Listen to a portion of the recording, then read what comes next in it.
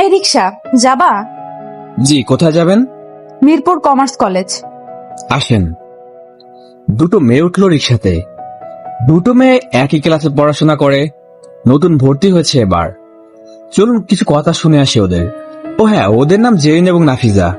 এই গল্পের নায়িকা মূলত জেরিন, যে বড়লোক বাবার একমাত্র আদুরি কন্যা, অপরজন মধ্যবিত্ত ঘরের বদমেজাজি অহংকারী মেয়ে। দোস্ত, ক্লাসে এবার তেমন কোনো ভালো কিউট ছেলে আসেনি রে। ভাবলাম কলেজে উঠে একটু প্রেম করব, তার হলো না। যা আছে সেগুলো দেখে মনে হয় না রেস্টুরেন্টে গিয়ে খাওয়ানোর মতো টাকা আছে। কিনি সবগুলো। দোস্ত, এভাবে কেন বলিস? কাউকে এতটা ছোট করে দেখা ঠিক না। থাম তুই, চেহারা দেখছিস এক একটার। আর দুদিন আগে প্রথম ক্লাসে একটাকে দেখে তো হাসি থামছিল না আমার। কার কথা বলছিস? আরে ওই যে একটা আসলো ক্লাস শুরুর পর, কি জানি নাম মনে নেই, গাইয়া খ্যাত মার্কা। কি একটা ছেঁড়া তালি মারা শার্ট পরে আসছিল, মাই গড। গিয়ে বসলো আবার পেছনের বেঞ্চে। এইসব মানুষের সাথে ক্লাস করা যায় বল? তুই সবসময় এমন করিস কেন? যাই বলিস দোস্ত, ওমন ছেলের সাথে এক ক্লাসে বসে ক্লাস করা আমার পক্ষে সম্ভব না রে। আমার প্রেস্টিজে বাড়বে। চুপ কর, কলেজে চলে আসছি। চল নামি। আই মামা, রাখেন। রিক্সা থামলো, ওরা দুজন নামলো। জেরিনোর পাশ থেকে টাকা বের করে হাত বাড়ানোর সময় হঠাৎ বাতাসে রিক্সাওয়ালার মুখের উপর থেকে গামছাটা সরে গেল, আর জেরিনো নাফিজার চোখ পড়লো তার দিকে। রীতিমতো ভরকে গেল দুজনেই। এ তো সেই ছেলেটা যাকে নিয়ে এতক্ষণ নাফিজা তিরস্কার অপমানিত করছিল, যে কিনা ওদের সাথে একই ক্লাসে পড়ে। তুমি তুমি রিক্সা চালাও? জি। আমি বিশ্বাস করতে পারছি না। আরে বিশ্বাস না করার কি আছে? ওর জামা কাপড় দেখলেই তো বোঝা যায়। এজন্যই তো বললাম খ্যাত কোথাকার। তুই থাম নাফিসা, ব্যাপারটা কতখানি সেনসিটিভ সেটা একটু বোঝার চেষ্টা কর। আমাদের ক্লাসমেট রিক্সা চালাচ্ছে আর আমরাই তার রিক্সায় উঠেছি। এটা তোর কাছে কেমন লাগছে সেটা তোর ব্যাপার, কিন্তু আমার কাছে খুব ইমোশনাল। জেরিনোর পাশ থেকে আরো কিছু টাকা বের করে নির্দিষ্ট ভাড়ার সাথে যোগ করে ওর হাতে দিল, কিন্তু পরিমাণের বেশি 1 টাকাও না রেখে বাকি টাকা ফিরিয়ে দিয়ে রিক্সা টেনে চলে গেল। জেরিন চলে যা ছেলেটার দিকে এক নজর তাকিয়ে আছে। নাফিজ এবার বিরক্ত হয়ে জেরিনের হাত টেনে ক্লাসে চলে গেল। এবার রিক্সাওয়ালার সাথে পরিচয় করানোর সময় এসেছে। চলুন পরিচিত হয়ে আসি। আমি জানি সেই রিক্সাওয়ালা। অবাক হতেও পারেন, তবুও বলি, ছোটবেলায় বাবা মা মারা যাওয়ার পর একমাত্র ছোট বোনটাকে নিয়ে এই জীবন যুদ্ধে টিকে আছি, যার দরুন নিজের পড়াশোনা ও বোনকে মানুষ করা, তার এবং আমার খাওয়া থাকার সবকিছুই আমাকে করতে হয়। ভালো ছাত্র হয়, উপবৃত্তির টাকায় পড়াশোনা খরচ চলে গেলেও পেট তো চলে না, তাই স্কুলের পর বিভিন্ন কাজ করে পেট চালাই 2 ভাই বোন। বোনটা খুব ছোট, বয়স 7 বছর। মিরপুর বস্তির এক কোণে তাঁবু খাটিয়ে থাকার মতো জায়গা ওখানকার এক চাচা করে দিয়েছিল বাবা মরার পর। তার খুব ভালো বন্ধু ছিল, সেই সুবাদে তিনি একমাত্র গার্জিয়ান আমাদের। আমি বাইরে এলে ওই বাড়িতেই বোনটাকে রেখে আসি। স্কুল পাস করে এখন কলেজে ভর্তি হয়েছি। শুধু রিক্সা নয়, সময়ের প্রতিক্রমায় বিভিন্ন পেশার কাজ করি। দিনমজুর বললেও ক্ষতি নেই। জীবন সংগ্রাম কতটা কঠিন তা ছোটবেলা থেকে শিখছি। সেদিন রিক্সা চালিয়ে একটু দেরি হয়ে যায় কলেজ যেতে, তাই নাফিসা ওইভাবে বলছিল। আরো নানান ধরনের যে উপাধিগুলো আমার উপর প্রদান করলো, তাতে বিন্দুমাত্র অপমানিত বোধ করিনি। কেন জানেন?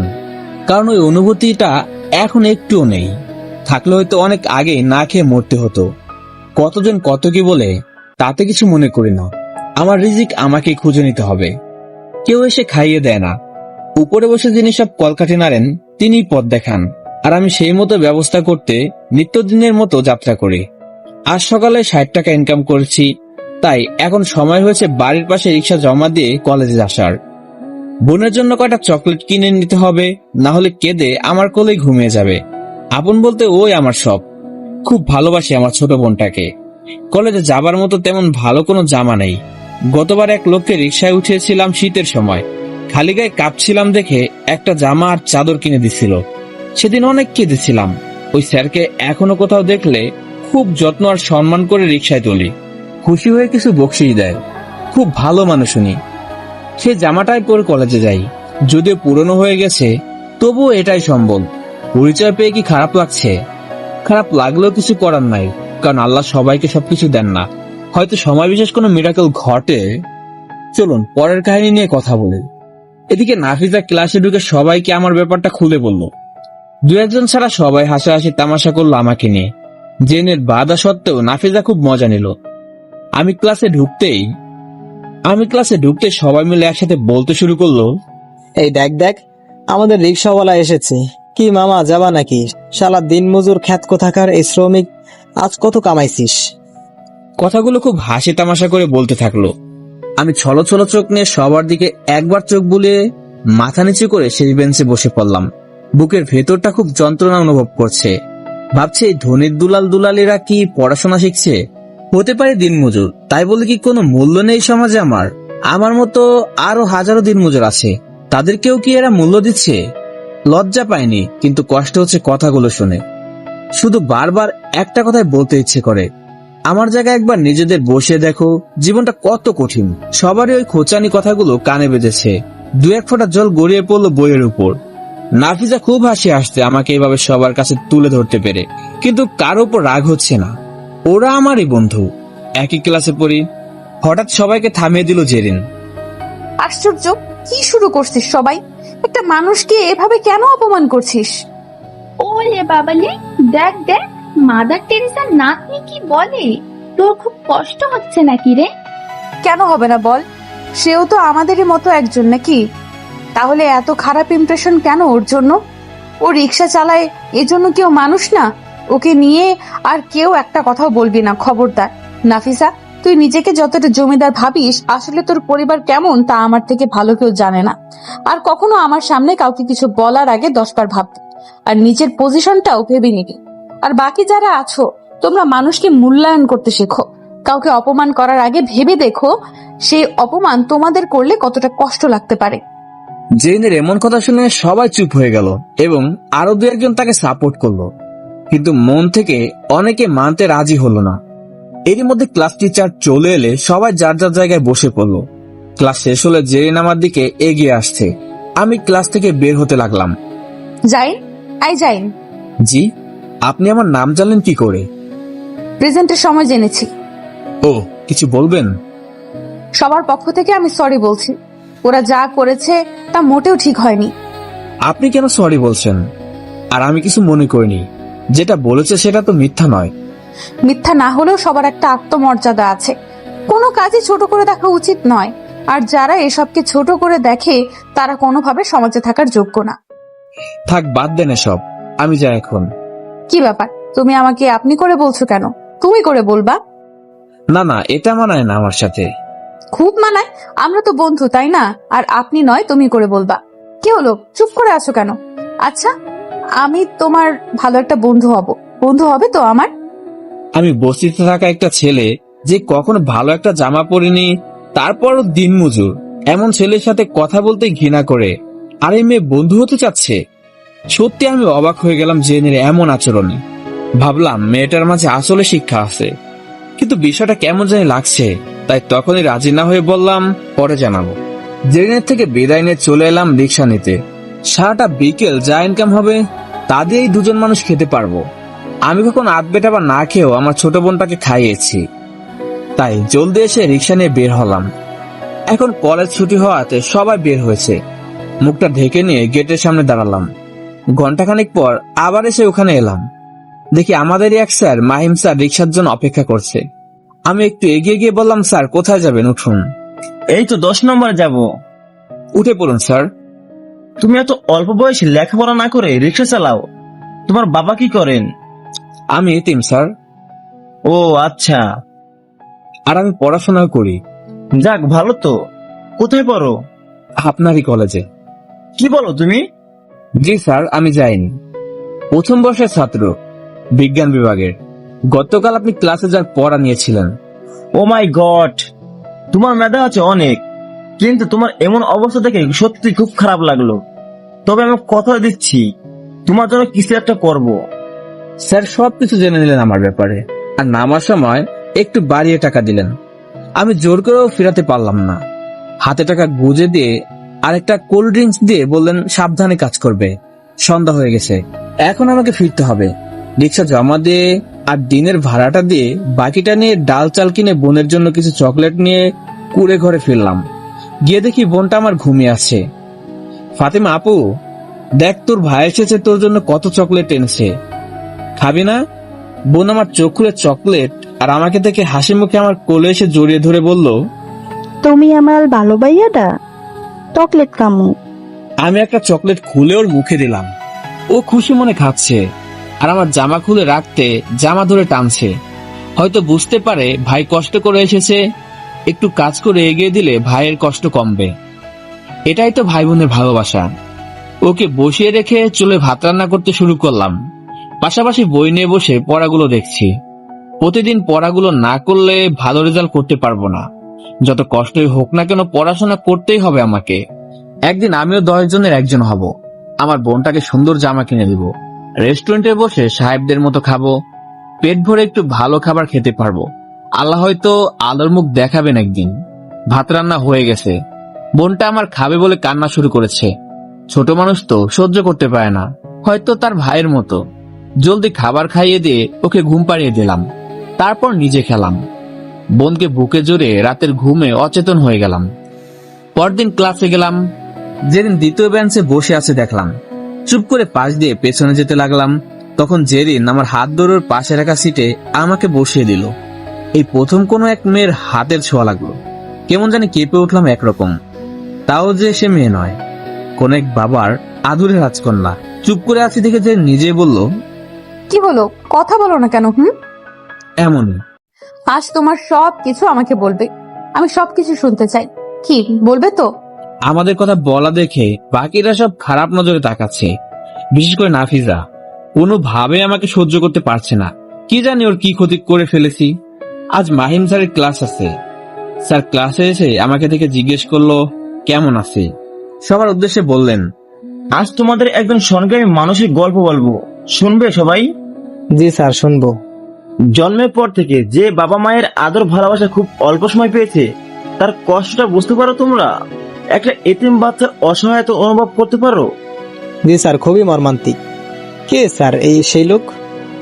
বলছি, সে তার ছোট পিচ্চি একটা বোনকে নিয়ে থাকতো।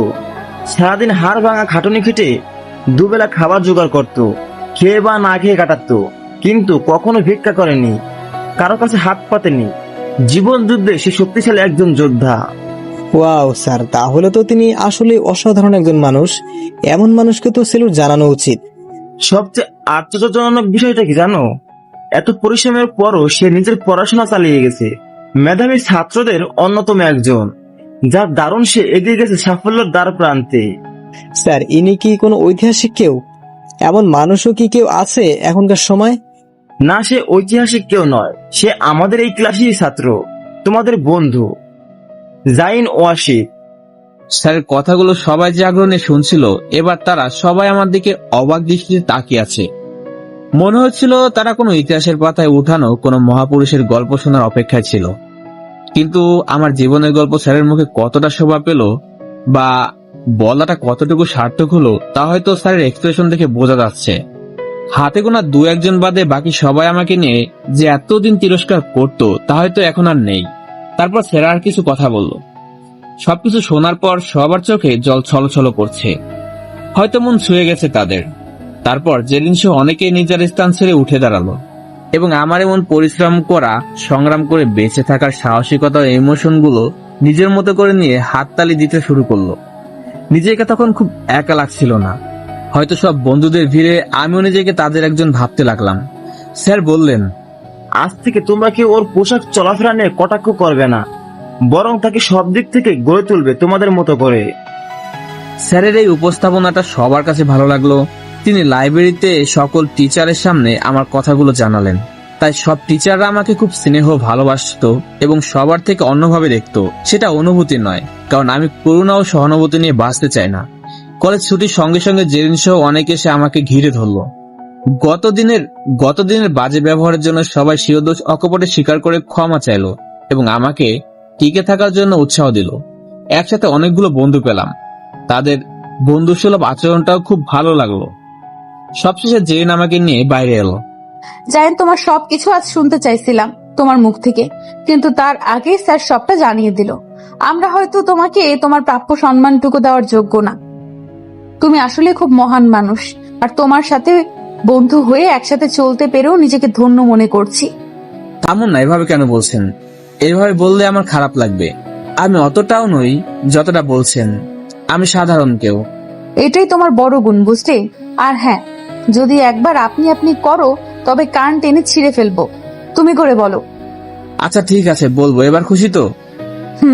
চলো ক্যান্টিনে যাই। ওখানে গিয়ে কি করব? ক্ষুধা লাগছে, খাবো, চলো। না তুমি যাও, আমার ক্ষুধা লাগেনি। তুমি গিয়ে খেয়ে নাও। আরে আমি একা খাবো না বলেই তো তোমাকে নিয়ে যাব বলে বললাম। দেখো, আমার ওখান থেকে খাবার মতো টাকা নাই, তাই ওখানে যাবার ইচ্ছেও কখনো আসেনি। কিছু মনে করো না, তুমি যাও। আজই আমি কি বলেছি তোমার থেকে খাবো? না, তুমি আমাকে বলোনি। তাহলে আমি তো নিয়ে যাচ্ছি তোমার সাথে বসে খাবো বলে। চলো। না না, আমি খাবো না। যেদিনকে আমাকে অনেকগুলো টাকা বকশিশ দিবে, সেদিন আমার বোনের জন্য কিছু কিনে যদি টাকা থাকে, তবে আমিও কিছু খাবো আর তোমাকেও বলবো। তোমার সাথে এখানে বসে খাবো। আর আমার ছোট বোনটা? না না, তুমি যাও। আর আমাকে কখনো খাবার জন্য কিছু বলো না প্লিজ। জেনের চোখ দুটো চকচক করে উঠলো জলে। কপাল ছেয়ে গেল তার। আমার কথায় বুঝতে পারলো হাজার কষ্ট করলেও খাবার কিনে দিতে আর খাওয়াতে সে ব্যর্থ হবে। তাই একটা রিকোয়েস্ট করলো, ও আমার সাথে আমার বাসায় গিয়ে বোনটাকে দেখবে। অনেক রিকোয়েস্ট করলো। ওর মতো এমন একটা মেয়েকে আমি কি করে ওই নোংরা পরিবেশে নিয়ে যাব সেটাই ভাবছি। বাসা বলতে তো একটা তাঁবু, ওখানে পৌঁছাতে কয়েকটা ময়লা কারখানা পার হতে হবে। তাতে ওর সুন্দর জুতা আর পা নোংরা হয়ে যাবে। তবুও জোর করলো আমাকে। অবশেষে সাথে নিয়ে গেলাম জেরিনকে। যেতে যেতে অনেক কথা বললো জেরিন। ওর মনটা যে একদম পরিষ্কার তার প্রতিটা কথা শুনে স্পষ্ট বুঝে গেলাম। ওকে রিক্সার গ্যারেজটা দেখালাম। তারপর ও কিছু চকলেট আর নানান জিনিস কিনে নিল। আমি শুধু বাধা দিয়েও আটকাতে পারিনি। আমার এসব পছন্দ হয় না কেন জানি। হয়তো সবাই সহানুভূতি নয়, মন থেকেই দেয়, তবুও মানতে কষ্ট হয় আমার। বস্তিতে ঢুকতেই জেরিন বলল, যাই, এখানে তুমি কি করে থাকো? তোমার বোনটা তো খুব ছোট, ওর তো অসুখ হবে। আমি জন্ম থেকে এখানে আছি, তো অভ্যাস হয়ে গেছে। তোমার তো অভ্যাস নেই, তাই খারাপ লাগছে। আর এজন্যই তোমাকে নিষেধ করেছি। একটু পর বাঁধলো আসল ঝামেলা। ছোট চিপা নোংরা রাস্তা পানি বেঁধে আছে, তার উপর কয়েকটা ইট দেয়া, সেগুলো পাড়িয়ে পার হবার জন্য। জেন এটা দেখে আমার দিকে অসহায় দৃষ্টিতে তাকিয়ে আছে। আমি বুঝতে পারছি ও কি চাচ্ছে, তাই ওকে একটু দাঁড় করালাম। তারপর কোনায় কয়েকটা মোটা কাগজের কার্টুন ছিঁড়ে দিলাম। কোন রকম পার হতে পারলাম ওকে নিয়ে। তারপর আমার ছোট্ট ঘরটা সামনে এলাম। বোনটা আমার একটু পাশেই খেলছিল। আমাকে দেখেই দৌড়ে এলো। ভাইয়া ভাইয়া তুমি আতো? আসছি। দেখ তোর সাথে কে দেখা করতে এসেছে। কে? জেনের দিকে এক পলকে তাকিয়ে আছে। দেখছে ওকে ভালো করে, কারণ এখানে তো ভালো পোশাক পরতে কাউকে আগে কখনো দেখেনি। ও খুব আগ্রহ নিয়ে দেখছে। তারপর বলল, ভাইয়া ও কে? চাচুর বাসায় টিভির যে মেয়েটা, এটা কি ও? হয়তো চাচার বাসায় টিভিতে কোনো নায়িকাকে দেখেছিল, তাই ভাবছে ও মনে হয় সে। ছোট মানুষের ভাবনা যা হয় আর কি। না রে, ওর নাম জেরিন, আমার সাথে পড়ে। এত কিছু না বুঝেও একটুকু বুঝেছে সে আমার পরিচিত।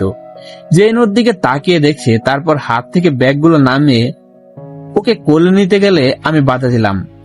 ওর সুন্দর জামাটা নষ্ট হয়ে যাবে সেজন্য, কারণ বোনটা আমার মাটিতে খেলছিল, শরীরে ধুলাবালি লেগে আছে। কিন্তু জেরিন ওসবের তোয়াক্কা না করে কোলে তুলে নিল। বোনটাও আমার ওর কোলে গিয়ে একদম চুপ করে আছে, এমনিতে কারো কোলে যেতে চায় না। জেরিন বলল, তোমার নাম কি আপু? ফাতেমা। তোমার নাম কি? জেরিন। তুমি তো খুব মিষ্টি একটা মেয়ে, খুব সুন্দর লাগে তোমার কথাগুলো। আমার ভাইয়াও বলে আমি ভালো। তুমি চকলেট খাবা? চকলেট? একটা হাসি ফুটে ওঠে ওর মুখে, কিন্তু আমার দিকে তাকিয়ে আছে পারমিশনের জন্য। তারপর ব্যাগ থেকে কিছু দামি চকলেট বের করে দিল জেরিন। চকলেট পেয়ে খুব খুশি ফাতেমা। জেরিন ওকে কোলে নিয়ে কয়েকটা চুমু দিল। আমিও অবাক হয়ে গেলাম। জেরিনের চোখের মুখে কোনো বিরক্তির ছাপ অবধি নেই। এতটা মিশুকো। প্রায় 30-40 মিনিট আমার বোনের সাথে সময় কাটিয়ে ওর কাছে ব্যাগগুলো বুঝিয়ে দিয়ে যখন জেরিন বের হলো, তখনও পুরোপুরি অবাক হয়ে গেছে। পুরো বস্তি সবাই আমার ঘরের সামনে জেরিনকে দেখতে জড়ো হয়ে গেছে, কারণ সবাই অবাক। ওরকম একটা ফুটফুটে সুন্দরী মেয়ে কিনা এমন পরিবেশে এসেছে। তারপর সবাইকে পরিচয় করিয়ে দিয়ে জেরিনকে নিয়ে চলে এলাম। প্রায় সন্ধ্যা হয়ে গেছে। রিক্সা নিয়ে বের হয়ে জেরিনকে উঠিয়ে চললাম ওর বাসার দিকে। তারপর ওকে বললাম রিক্সা চালাতে চালাতে, আমি কখনো ভাবিনি তোমার মতো কে একজন ওখানে গিয়ে এতটা স্বস্তিতে আমার বোনের সাথে মানিয়ে নিতে পারবে। কি যে বলো তুমি, আমার খুব ভালো লেগেছে ওখানে গিয়ে। তোমার বোনটা খুব মিষ্টি, একটু যত্নের অভাব, কারণ মা না থাকলে এমন যত্ন কেই বা করবে বলো। তুমি চিন্তা করো না, সব ঠিক হয়ে যাবে। আর আমি কিন্তু মাঝে মাঝে আসবো ওকে দেখতে। তোমার বাবা মা জানলে তোমাকে খুব বকবে। না, মোটেই না, তারা শুনলে আরো খুশি হবে। শোনো না, একটা কথা বলবো। কি কথা বলো? বলছি যে সারাদিন কত টাকা ইনকাম হয়? সব সময় তো চালাতে পারে না, তবুও মোটামুটি 250 থেকে 300 টাকা হয়, যদি রাতেও কিছু সময় চালাই। আজ বিকেলে তো ফাঁকা গেল আমার জন্য, তো আমি যদি এই টাকাটা তোমাকে দেই, তুমি রাগ করবে না তো? অবশ্যই করব, আমি তোমার থেকে টাকা কেন নিব? আরে আমার জন্যই তো হয়নি, তাই না? না না, তবুও নিব না। এখন থেকে 2 ঘন্টা চালালে যা হবে তাতেই যথেষ্ট। জেন চুপ করে থেকে আবার বলো। আচ্ছা, এভাবে কষ্ট না করে তুমি তো একটা কাজ করতে পারো, যেমন কোনো রেস্টুরেন্টে পার্ট টাইম কাজ করলে তাতে টাকাও হবে, খাবারও হবে, আর তোমার বোনটাও তো বড় হচ্ছে, তাই না? কে দিবে এমন চাকরি? আচ্ছা, দেখি আমি কিছু করতে পারি কিনা। আর তুমি তো ভালো ছাত্র, কয়েকটা টিউশনি করালে তো আরো ভালো হবে, তাহলে এত কষ্ট করতে হতো না। চিনে না জানে না আমাকে কেউ হুট করে কি টিউশনে দিবে? তার জন্য তো রেফারেন্স টেনে কথা তুলবে, বুঝলে? আচ্ছা, তোমাকে এত কিছু ভাবতে হবে না, যা করার আমি করব। আর তোমার ফোনও নেই যে যোগাযোগ করব। দেখি কি করা যায়। এত কিছু করতে হবে না, আমি এমনিতে অনেক খুশি তোমার উপর। জেনের বাসার সামনে এসে মাথা ঘুরে গেল আমার। এত বড় অট্টালিকা, বাপ রে! জামকালো ভাবে সাজানো বাড়িটা। এত বড় বাড়ির মেয়ে আজ বস্তির নোংরা পরিবেশে ছিল, সেটা জানলে তো আমাকে পিঠাবে মনে হয়। রিক্সা থেকে নেমে জেরিন একটা 500 টাকার নোট বুঝে দিল আমার পকেটে। টাকাটা বের করে বললাম, আমার কাছে খুচরো নেই, তুমি খুচরো টাকা দাও। খুচরো করতে হবে না, ওটা তুমি রেখে দাও। না না, আমি নিতে পারবো না। নিতে হবে। বেশি কথা বললে সোজা বাসায় টেনে নিয়ে গিয়ে বাপিকে বলে দিব, তখন বুঝবা মজা।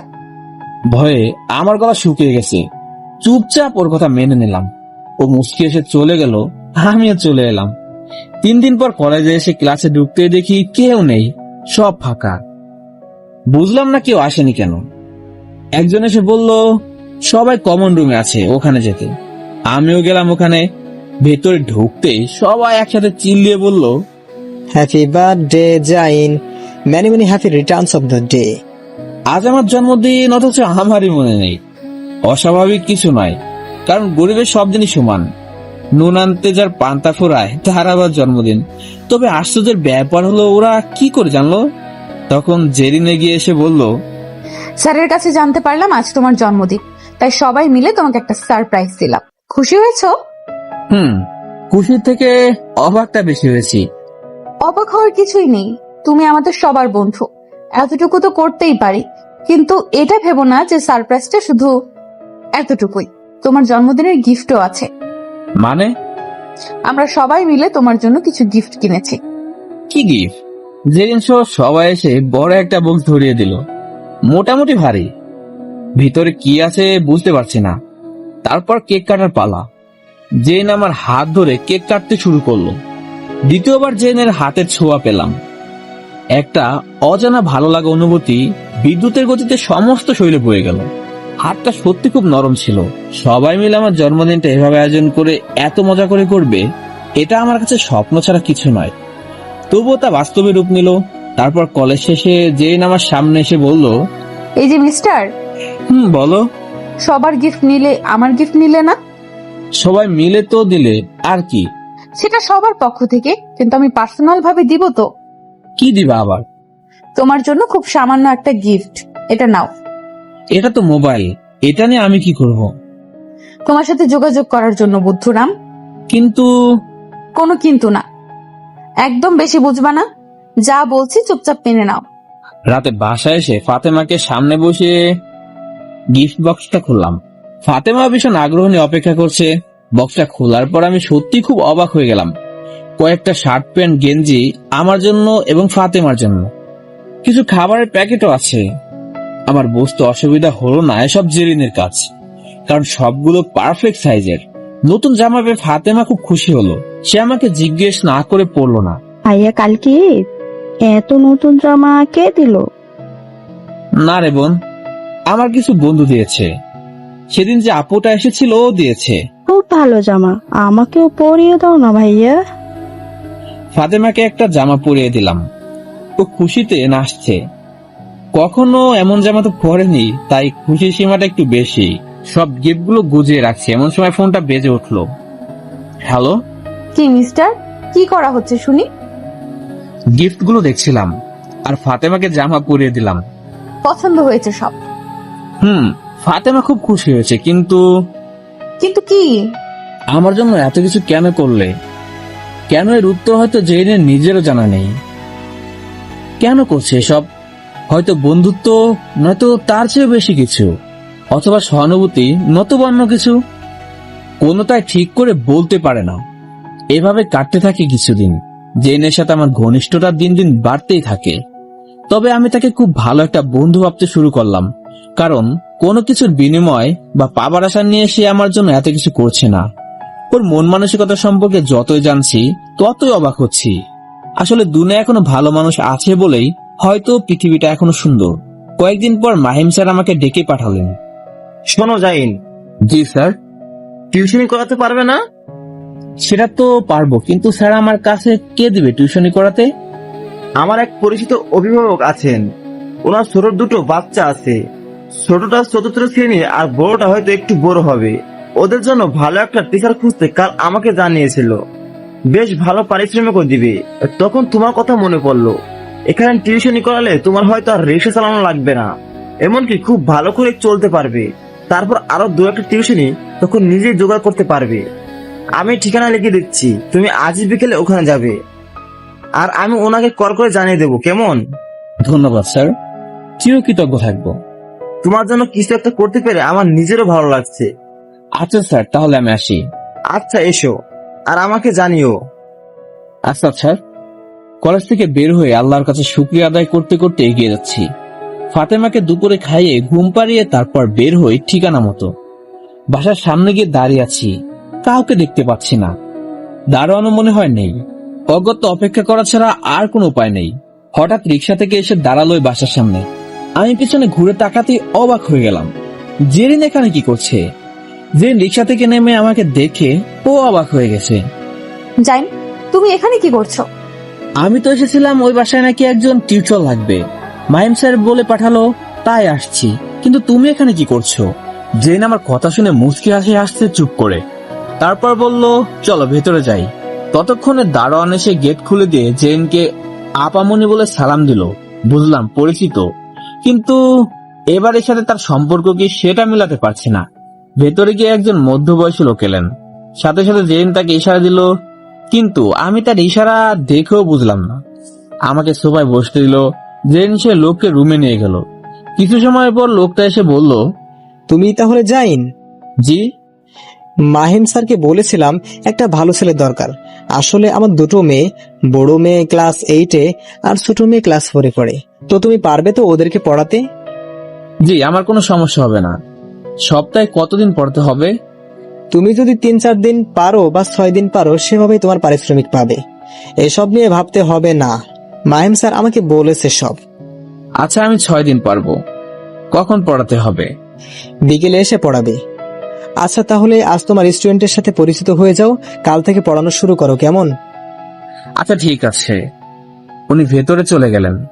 আমি বসে আছি আর ভাবছি জেরিন কেন এখানে, আর এই লোকটার কি হয়। তারপর জেরিন সহ আমার স্টুডেন্টরা এলো। জেরিন ওদের সাথে আমাকে পরিচয় করিয়ে দিল। কিছু কথাবার্তা বলে আমি বিদায় নিয়ে চলে এলাম। কাল থেকে নতুন একটা অধ্যায় শুরু হবে আমার। রাতে জেরিন কল দিল। মাস্টার সাহেব, কি করছেন? ভাবনায় ডুবেছিলাম। কিসের তো ভাবনা এখন?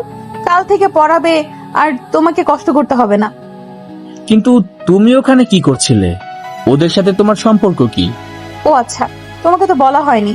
যাদেরকে তুমি পড়াবে ওরা আমার কাজিন, খালাতো বোন হয় আমার। খালুকে আমি বলে দিছি তোমার কথা, বুঝলে হাদারাম? ও তাই বলো। আর হ্যাঁ, দুজনকে পড়ানোর জন্য তোমাকে 8,000 টাকা দিবে। ঈদের সময় বোনাসও পাবে, টেনশন করো না। আমার খালু খুব ভালো মানুষ, আর বোন দুটো মিশুক আছে। ইয়া আল্লাহ, এত টাকা কেন? এত টাকা দিয়ে আমি কি করব? ইয়া আল্লাহ, এত টাকা কেন? এত টাকা দিয়ে আমি কি করব? আগামীকাল টিউশনি এমনি, ভালো করে পড়ালে ভালো টাকা পাবে। আর হ্যাঁ, পরশু শুক্রবার বিকেলে ঘুরতে যাব, ফাতেমাকেও নিয়ে আসবে। কোথায় যাবে? যেখানে মন চায় সেখানে। এত প্রশ্ন কেন করো? নাক ফাটিয়ে দিব কিন্তু। আচ্ছা, আর প্রশ্ন করব না। এখন কি খাবে? আলু ভর্তা করেছি আর ডাল। আচ্ছা, খেয়ে ঘুমিয়ে যাও, কাল সকালে ক্লাসে দেখা হবে। আচ্ছা, তুমিও ঘুমিয়ে যাও খেয়ে। একটা কথা বলবো জাইন? বলো। আমি না, থাক, পরে কখনো বলবো। কি কথা বলো না? না, উপযুক্ত সময় এলে তখন বলবো।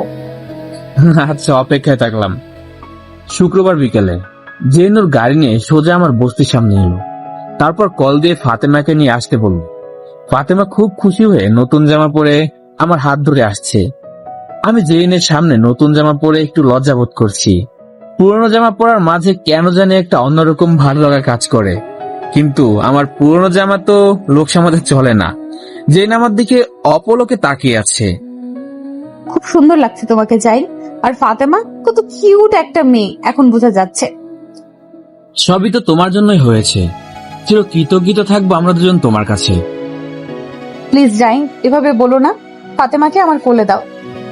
জেন ফাতেমাকে কোলে তুলে চুমু খাচ্ছে, কিন্তু ওর দিকে না তাকিয়ে আমার দিকে তাকিয়ে। ওর চোখে আজ কেমন যেন অন্য কিছু দেখতে পাচ্ছি, কিন্তু সে চোখের ভাষা হয়তো আমার বোধগম্যের বাইরে। ফাতেমা জেনকে চুমু দিল, তারপর গাড়িতে উঠে বসলাম। জেন আর আমার মাঝে ফাতেমা বসে আছে। ফাতেমার ঘাড়ের উপর দিয়ে একটা হাত রেখেছে জেরিন। একটু পর ফাতেমাকে কোলের উপর বসে জেরিন সরে এসে বসলো আমার খুব পাশে। জেন ওর হাতটা আমার হাতের উপর রেখে সামনে তাকিয়ে রইল। আমি কিংকর্তব্য বিমূঢ় হয়ে ওর দিকে তাকিয়ে আছি। একটু পর জেরিন আমার দিকে বলল, কি ব্যাপার, এভাবে তাকিয়ে কি দেখো আমাকে? মতলব কি তোমার? এখনো তাকিয়ে আছো কেন? আর এটা কি, আমার হাত ধরলে কেন? আমি কখন হাত ধরলাম? জাইন, এটা কিন্তু একদম ঠিক না। আমি জেনের এমন কথা শুনে আকাশ থেকে পড়ে মাটিতে তলিয়ে যাচ্ছি। কি বলবো কিছু বুঝতে পারছি না। ওর এক্সপ্রেশনটা খুব রুড হয়ে আছে। ও কি মজা করে বলছে না সত্যি রেগে আছে তা বোঝা মুশকিল। বাধ্য হয়ে ওর হাতটা ধরলাম। সাথে সাথে জেন অন্যদিকে তাকিয়ে মুচকি হাসছে। আমি অবুঝ বাচ্চার মতো ওর হাতটা শক্ত করে ধরে থাকলাম। জেনের হঠাৎ এমন রেগে যাওয়া, পরক্ষণে হাসি দেওয়ার কোনো মানেই খুঁজে পেলাম না। হয়তো আমার মতো ছেলের সব না খোঁজে ভালো, কারণ বাস্তব জীবন অনেক কঠিন। ঘোরাঘুরি শেষে জেন আমাকে বলল, জাইন, একটা কথা বলবো, কিন্তু তুমি কিভাবে নিবে জানি না। কি কথা শুনি আগে। বলছি যে ফাতেমা তো বড় হচ্ছে, ওর দেখাশোনার জন্য একজনকে খুব দরকার। এই বয়সে ওকে সুন্দর করে গড়ে তোলাটা খুব জরুরি। মানে তুমি কি আমাকে বিয়ে করার কথা বলছো নাকি? আরে না, ধুর, বিয়ে করার কথা বলবো কেন? বলছি যে ফাতেমাকে যদি আমার বাসায় নিয়ে যাই, ও আমার কাছে থাকবে, ওর কোনো সমস্যা হবে না কখনো। পাগল হয়ে গেছো নাকি তুমি? তোমার বাবা মা শুনলে কখনো রাজি হবে না। দেখো, আজ অব্দি তুমি যা করেছো তার ঋণ শোধ করতে পারবো কিনা জানি না। আমাকে আর ঋণী করো না। জাইন, ঋণের কথা কেন বলছো? একটা কথা মনে রেখো, আমি যাই করেছি তোমার জন্য করিনি, সব আমার নিজের জন্য করেছি। নিজের জন্য মানে? কিছু না, এটাই ফাইনাল। আমি আজই আব্বুর সাথে কথা বলবো। এখন চলো, বাসায় রেখে আসি তোমাকে। আচ্ছা, ফাতেমা তোমার কাছে গেলে আমি একা হয়ে যাব, তো ওকে ছাড়া থাকবো কি করে? বিয়ে করে বউ নিয়ে থাকো। চলো এখন। মানে? জেনে কিছু কিছু কথা আমার বোঝার সাধ্য নেই, তবে ওর সহজ সরল মনটা যখন হঠাৎই রেগে আগুন হয়ে যায় তখন খুব মিষ্টি লাগে। দিন দিন কেন যেন সবকিছু ভালো লাগে। আগে কখনো কারো প্রতি এতটা আকর্ষণ হতো না, এখন কেন হচ্ছে সেটাও জানি না। জেন আমাদের এগিয়ে দিয়ে ওর বাসায় চলে গেল। রাত ওর বাবা এলে, বাপি, ও বাপি, কফি খাবে? আমি বানিয়ে আনি। বাইরে থেকে তো খেয়ে এসেছি, সেটা তো বড় কথা নয়। আমার পাগলি মেয়েটার কিছু একটা প্রয়োজন, সেটা কি জলদি বলে ফেলো তো মামনি। না মানে এমনি কিছু না তো। জানি জানি, সামান্য কিছু হলে আমার মেয়ে সরাসরি বলে, কিন্তু নিশ্চয়ই দামি কিছু লাগবে, তাই এত বাহানা। আম, কি বলে, আমি বাহানা করি? না না মামুনি, কে বলে এসব? তুমি বলো কি লাগবে। আমার একটা বন্ধু আছে, নাম জাইন। ও এতিম, একটা পিচ্চি বোন আছে ওর। এখন আমি চাই ফাতেমাকে আমার বাসায় রেখে ভরণ পোষণের দায়িত্ব নিতে। ও আচ্ছা, এই ব্যাপার। বাপি, তোমার তো টাকা পয়সার অভাব নেই, ইচ্ছে করলে 10টা পরিবার স্বাবলম্বী করতে পারবে। প্লিজ বাপি, ওই ছোট মেয়েটার ভবিষ্যতের কথা ভেবে না হয় রাজি হয়ে যাও। আমার তো ছোট কোনো ভাই বোনও নেই, ওকে আমার ছোট বোনের মতো মানুষ করব। বলো না বাপি। তোমার মন মানসিকতা একদম তোমার মায়ের মতন হয়েছে। তুমি যা করছো তার জন্য আমার মনটা খুবই আর গর্ব হচ্ছে। তুমি যা করছো তার জন্য আমার মনটা খুব খুশি আর গর্ব হচ্ছে, কিন্তু এখন যা বললে তার জন্য আমি বেশি খুশি মামনি। তুমি ওকে নিয়ে এসো। আমার এত বড় বাড়িতে কোনো মানুষ নেই। তোমার আম্মু চাইতো তোমার আরেকটা ভাই বোন আসুক, কিন্তু তোমার জন্মের সময় অপারেশন করতে গিয়ে সে সুযোগটাও হারিয়ে গেছে। আমার কোনো সমস্যা নেই, তুমি কালকে ওদেরকে আসতে বলো, আমি সন্ধ্যায় বাসায় থাকবো। আমার লক্ষ্মী বাপিটা। জেন সবকিছু ঠিক করে আমাকে কল করে জানালো। সবকিছু কেমন জানি স্বপ্নের মতো লাগছে। অন্তত আমার বোনের কথা ভেবে সব মেনে নিলাম। আজ বাবা মা বেঁচে থাকলে হয়তো বোনটাকে আমার থেকে দূরে রাখতে হতো না। মায়ের শেষ কথাগুলো আজ খুব মনে পড়ছে। মরার আগে 13 দিন খুব অসুস্থ ছিল মা, বিছানা থেকে উঠতে পারেনি। কি এক অসুখ হলো বলতে পারেনি। কত ডাক্তারের কাছে গেলাম, কেউ ভালো করে বলতে পারলো না। তখন যদি আমার টাকা থাকতো, হয়তো ভালো চিকিৎসা পেলে আমার জন্মদাত্রী মা আজ বেঁচে থাকতো। শুধু মরার আগে বলল, জাইন রে, তোর বাজানের কাছে যাওয়ানোর সময় হয়ে গেছে রে বাপ। তোর বোনটারে দেহা রাখিস আর আমারে ক্ষমা কইরা দিস। মায়ের হাতটা ধরেছিলাম। তখন মায়ের মুখ থেকে অনেক রক্তস্রোত বয়ে যাচ্ছিল। হয়তো আমার শেষ কথাটা মা শুনতে পারেনি। বোটা তখন কিছুই বুঝতো না। কয়েক মাস বয়স তখন ওর। বুকের দুধও খেত। কতটা কষ্ট করেছি ওর জন্য সেটা আমি জানি। আর জেনের ওসিলায় যদি ওর ভবিষ্যৎ ভালো হয় তবে আমি অনেক খুশি। ফাতেমাকে বুকে জড়িয়ে ঘুমিয়ে গেলাম। ততক্ষণে আমার 2 চোখ চেপে অশ্রুবন্যা রয়ে গেছে। পরদিন সকালে ক্লাসে গিয়ে জেরিনকে খুঁজছি। কোথায় গেল জেরিন? কয়েকজনকে জিজ্ঞেস করলাম, তারা বলতে পারে না। হঠাৎ তখন জেরিনের ফোন এলো। হ্যালো মিস্টার, কোথায় আপনি? ক্লাসে নাকি? তোমাকে খুঁজছি, কোথায় তুমি? এই তো আসছি, একটু কাজ ছিল। আজ ক্লাস করব না, তুমি বের হও, ক্লাস থেকে কাজ আছে। কি কাজ যার জন্য ক্লাস বাদ দিতে হবে? বের হলেই বুঝবে। আচ্ছা, গেটের সামনে থাকছি, এসো তুমি। ওকে। টেনশন নিয়ে বাইরে গেলাম। কি জানি আবার কোন ফোন দিয়ে আসছে মেয়েটা। একটু পর গাড়ি থেকে নামলো জেরিন। সুন্দর একটা কালো জামা পরেছে আজ। ফর্সা টুকটুকে শরীর, কালো জামায় খুব সুন্দরই লাগছে জেরিনকে। না, এইভাবে তাকানো যাবে না। জেরিন বুঝতে পারলে খারাপ ভাববে আমাকে। কি ব্যাপার, এত সাজুগুজু করে কই যাবে? দেখো, আমি একটুও সাজুগুজু করি না, যা দেখছো সবটাই ন্যাচারাল। সেটা তো আমিও জানি। যাই হোক, এখন বলো কি কাজ? ফাতেমাকে নিতে হবে তো, ওর জন্য অনেক শপিং করতে হবে। চলো, সময় কম। মানে কিছু না, তুমি আসবে নাকি থাকবে? আচ্ছা চলো। একটা শপিং মল থেকে ফাতেমার জন্য যাবতীয় সবকিছু কিনে নিল জেরিন। আমি অবাক হয়ে শুধু দেখছি। এসব জিনিসপত্র আমি আগে কখনো দেখিনি। কত সব বাহারি জামা, কসমেটিক্স, আরো নানান ধরনের খেলনাপাতি। অবশেষে কেনাকাটা শেষ করে ফাতেমাকে নিয়ে চলে গেল জেরিন। আমিও সাথে গেলাম। বাড়ির ভেতরে ঢুকে মাথা ঘুরতে লাগলো আমার। এত সুন্দর বাড়ি শুধু টিভিতেই দেখছি এতদিন। কত সব সাজানো দামি আসবাবপত্র।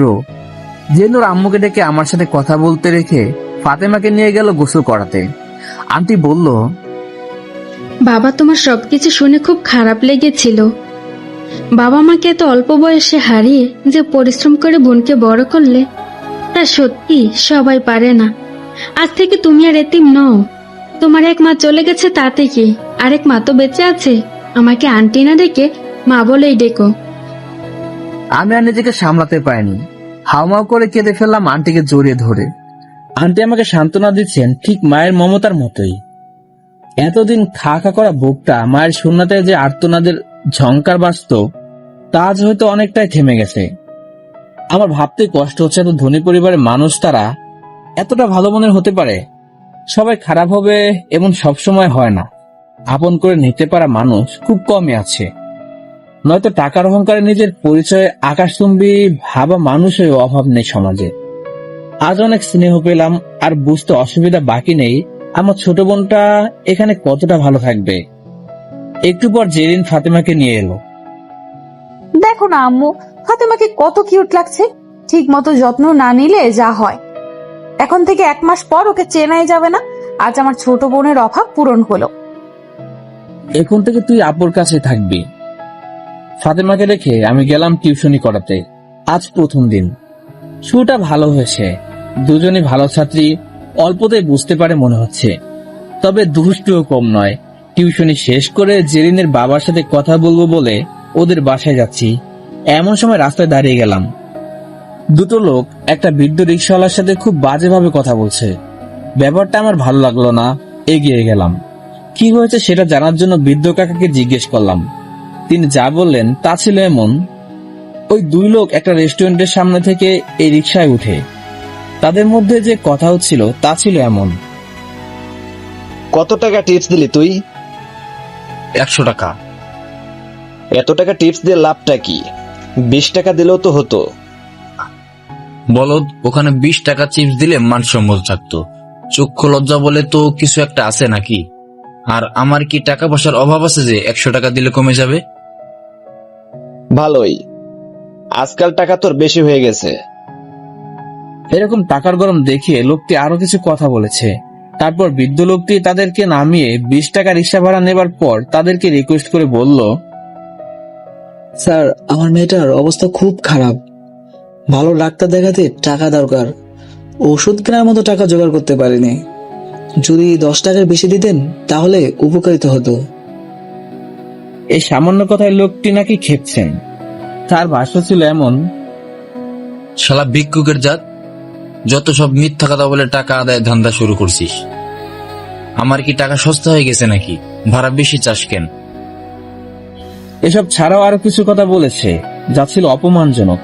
বৃদ্ধ লোকটি পুনরায় তাকে বোঝানোর চেষ্টা করেও কোনো লাভ হয়নি। এমন সময় আমি ওখানে উপস্থিত হয়েছি। সবটা শোনার পর ওই অহংকারী লোকটাকে বললাম, আপনার বাবার বয়সী লোকের সাথে কেমন আচরণ করলেন এটা? উনি তো বেশি ভাড়া নেননি। উনি আপনাকে রিকোয়েস্ট করেছে। আপনার সামর্থ্য থাকলে দিতেন, না হলে দিতেন না। কিন্তু এমন ছোট লোকের মতো ব্যবহার করে নিজেকে পরিচয় করে দিলেন আপনি আসলে জাত ছোট লোক। এই তুই কে রে? আমাকে ছোট লোক বললি? চিনিস আমাকে? আমি কে? তোর মতো ছোট লোককে চেনার কোনো দরকার নেই। তোকে আপনি করে সম্মান দিয়ে বলেছিলাম, কিন্তু তুই সেটার যোগ্য না। সম্মান দিতে জানলে এমন বয়সী লোকের সাথে এমন খারাপ ব্যবহার করতি না। তুই আমাকে চিনে রাখ, আমি ওনার মতো একজন রিকশাওয়ালা, আর বস্তিতে নোংরা পরিবেশে বড় হয়েছি। আগে পিছে কেউ নাই আমার, তাই কাউকে ভয় করে চলি না। কিন্তু মানি লোককে সম্মান করি। তোর মতো টাকা বিলে সম্মান কিনি না। উল্লবনে 100 টাকা টিপস দিতে পারিস, কিন্তু কারো চিকিৎসার জন্য 10 টাকা দিতে গেলে তোর টাকা সস্তা হয়ে যায়, তাই না? How dare you to talking like rubbish with me? So nothing, of course. He can be smart if he speak 2 or 4 English. Conscience education does not boast of real papers certificates. I can speak English like you. I can speak English like you too. Do not behave badly with any labor in the future. In you have a human baby. Get lost from here. বৃদ্ধ লোকটিকে আমার pocket থেকে খুচরা 12 টাকা হাতে দিয়ে বললাম, আমি আপনারই মতো একজন। আমার সামর্থ্য ছিল এতটুকুই। যদি কখন আবার দেখা হয় তখন পারলে না আরো কিছু দিব। আর ওনাদের কথায় মন খারাপ করবেন না। ওরা মানুষের মুখোশে পশুর মতো। বৃদ্ধ লোকটি চোখের পানি মুছতে মুছতে চলে গেলেন। আমিও চলে এলাম জেরিনের বাসায়। ভেতরে ওর বাবা বসে আছে, ফাতেমার সাথে কথা বলছে। দেখলাম সবাই খুব খুশি ওকে নিয়ে। আমারও ভালো লাগলো। তারপর আঙ্কেলের সাথে কথা বলে বিদায় নিতে যাব, তখনই আন্টি বললেন, রাতে না খেয়ে কই যাবা বাবা? বাসায় গিয়ে খেয়ে নিব। থাক, আর কষ্ট করে রান্না করতে হবে না, আজ আমাদের সাথেই খাবে। এসো জলদি। এরপর জেরিনের ইশারায় ওর রুমের দিকে গেলাম। খুব চমৎকার ভাবে সাজানো রুমটা। চোখগুলোর বড় বড় করে চারপাশটা দেখছিলাম। জেন আমাকে বসতে বলল। আমি মেঝেতে বসে পড়লাম দেখে প্রচন্ড রেগে আগুন হয়ে গেছে। নিচে বসতে বলেছি আমি? তাহলে কোথায় বসবো? কেন, এত সুন্দর করে বিছানা পাতা সেটা চোখে পড়লো না? না না, ওটা তো তোমার বসার জায়গা, আর কত পরিষ্কার, ওখানে বসলে তো ওটা নোংরা হয়ে যাবে, তাই বসিনি। আর এখানেই ঠিক আছে, তো আমার কোনো সমস্যা নাই। এতদিনে এই চিনলে আমাকে? মানে? ওখান থেকে উঠে এখানে এসে বসো। কিন্তু আর একটা কথা বললে খুব খারাপ হয়ে যাবে বলে দিলাম। আচ্ছা বসতি। জেনের রাগকে আমি খুব ভয় পাই, না চাইতে আমার জন্য অনেক করেছে। ঘনিষ্ঠ হওয়া সত্ত্বেও জেনের চোখে তাকাতে এখনো সাহস হয়নি আমার। অজানা ভয় আর কিছু লজ্জা কাজ করে আমার চরম ভাবে। যাই, আমার কিছু কথা আছে তোমার সাথে। সে তো জানি, কবে থেকেই তো শুনছি। আজ বলতে চাই। তো বলো। আমি জানি না তুমি কিভাবে নেবে এই ব্যাপারটা, তবে আমি অনেক ভেবে দেখলাম। আচ্ছা, ব্যাপারটা কি আসলেই তো বুঝতে পারছি না। বাংলাতে বলতে লজ্জা করেন।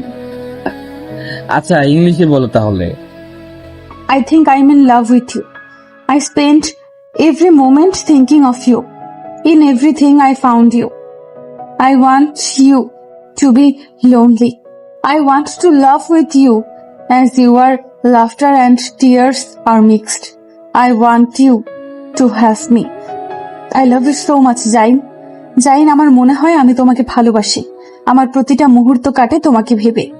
সব কিছুতে আমি তোমাকে খুঁজে পাই। তোমার একাকিত্বটাকে আমার করে নিতে চাই। তোমার হাসি আর কান্নাতে মিশে গিয়ে আমিও তোমার সাথে হাসতে চাই, কাঁদতে চাই। তোমাকে আমার করে নিতে চাই। খুব ভালোবাসি তোমাকে। জেরিন, কি বলছো এসব পাগলের মতো? হ্যাঁ, আমি পাগল হয়ে গেছি শুধু তোমার জন্য। আমি সত্যিই তোমাকে খুব ভালোবাসি, জাইন। কোথায় তুমি আর কোথায় আমি, একবার ভেবে দেখছো? কিভাবে তুমি ভাবো এসব? তুমিও মানুষ, আমিও মানুষ, এতে সমস্যাটা কোথায়, জাইন? এটা নিছক একটা ভালো লাগা, এছাড়া কিছু না। আর যদি ভালো লাগা থেকে ভালোবাসা হয়েও থাকে, তবে কঠিন বাস্তবতার কাছে হাতকড়া পরিয়ে দিবে তোমারই পরিবার। হ্যাঁ, এটা সত্যি। আর সবসময় আমি তোমার এবং তোমার পরিবারের নিকট কৃতজ্ঞতা প্রকাশ করি। তোমরা যা করেছো আমার জন্য তুলনা হয় না। আমার বোনটার ভবিষ্যতের জন্য তাকে ভরণ পোষণের দায়িত্ব নিয়েছো, তাকে নোংরা বস্তি থেকে তুলে এনে আমার জন্য এর বেশি আর কিছু চাওয়ার নেই। সেদিন বলেছিলাম আমি যা করছি সেটা তোমার জন্য নয়, বরং আমার জন্য, আমাদের জন্য। তোমার মাঝে একটা আগুন আছে, আমি সেই আগুনকে তোমার দারিদ্রতার বিরুদ্ধে জ্বালিয়ে তোমাকে আমি তোমার গন্তব্যে পৌঁছে দিতে চাই। আমি জানি ভবিষ্যতে তুমি অনেক বড় হবে, আর সেদিন আমাদের কেউ আলাদা করতে পারবে না।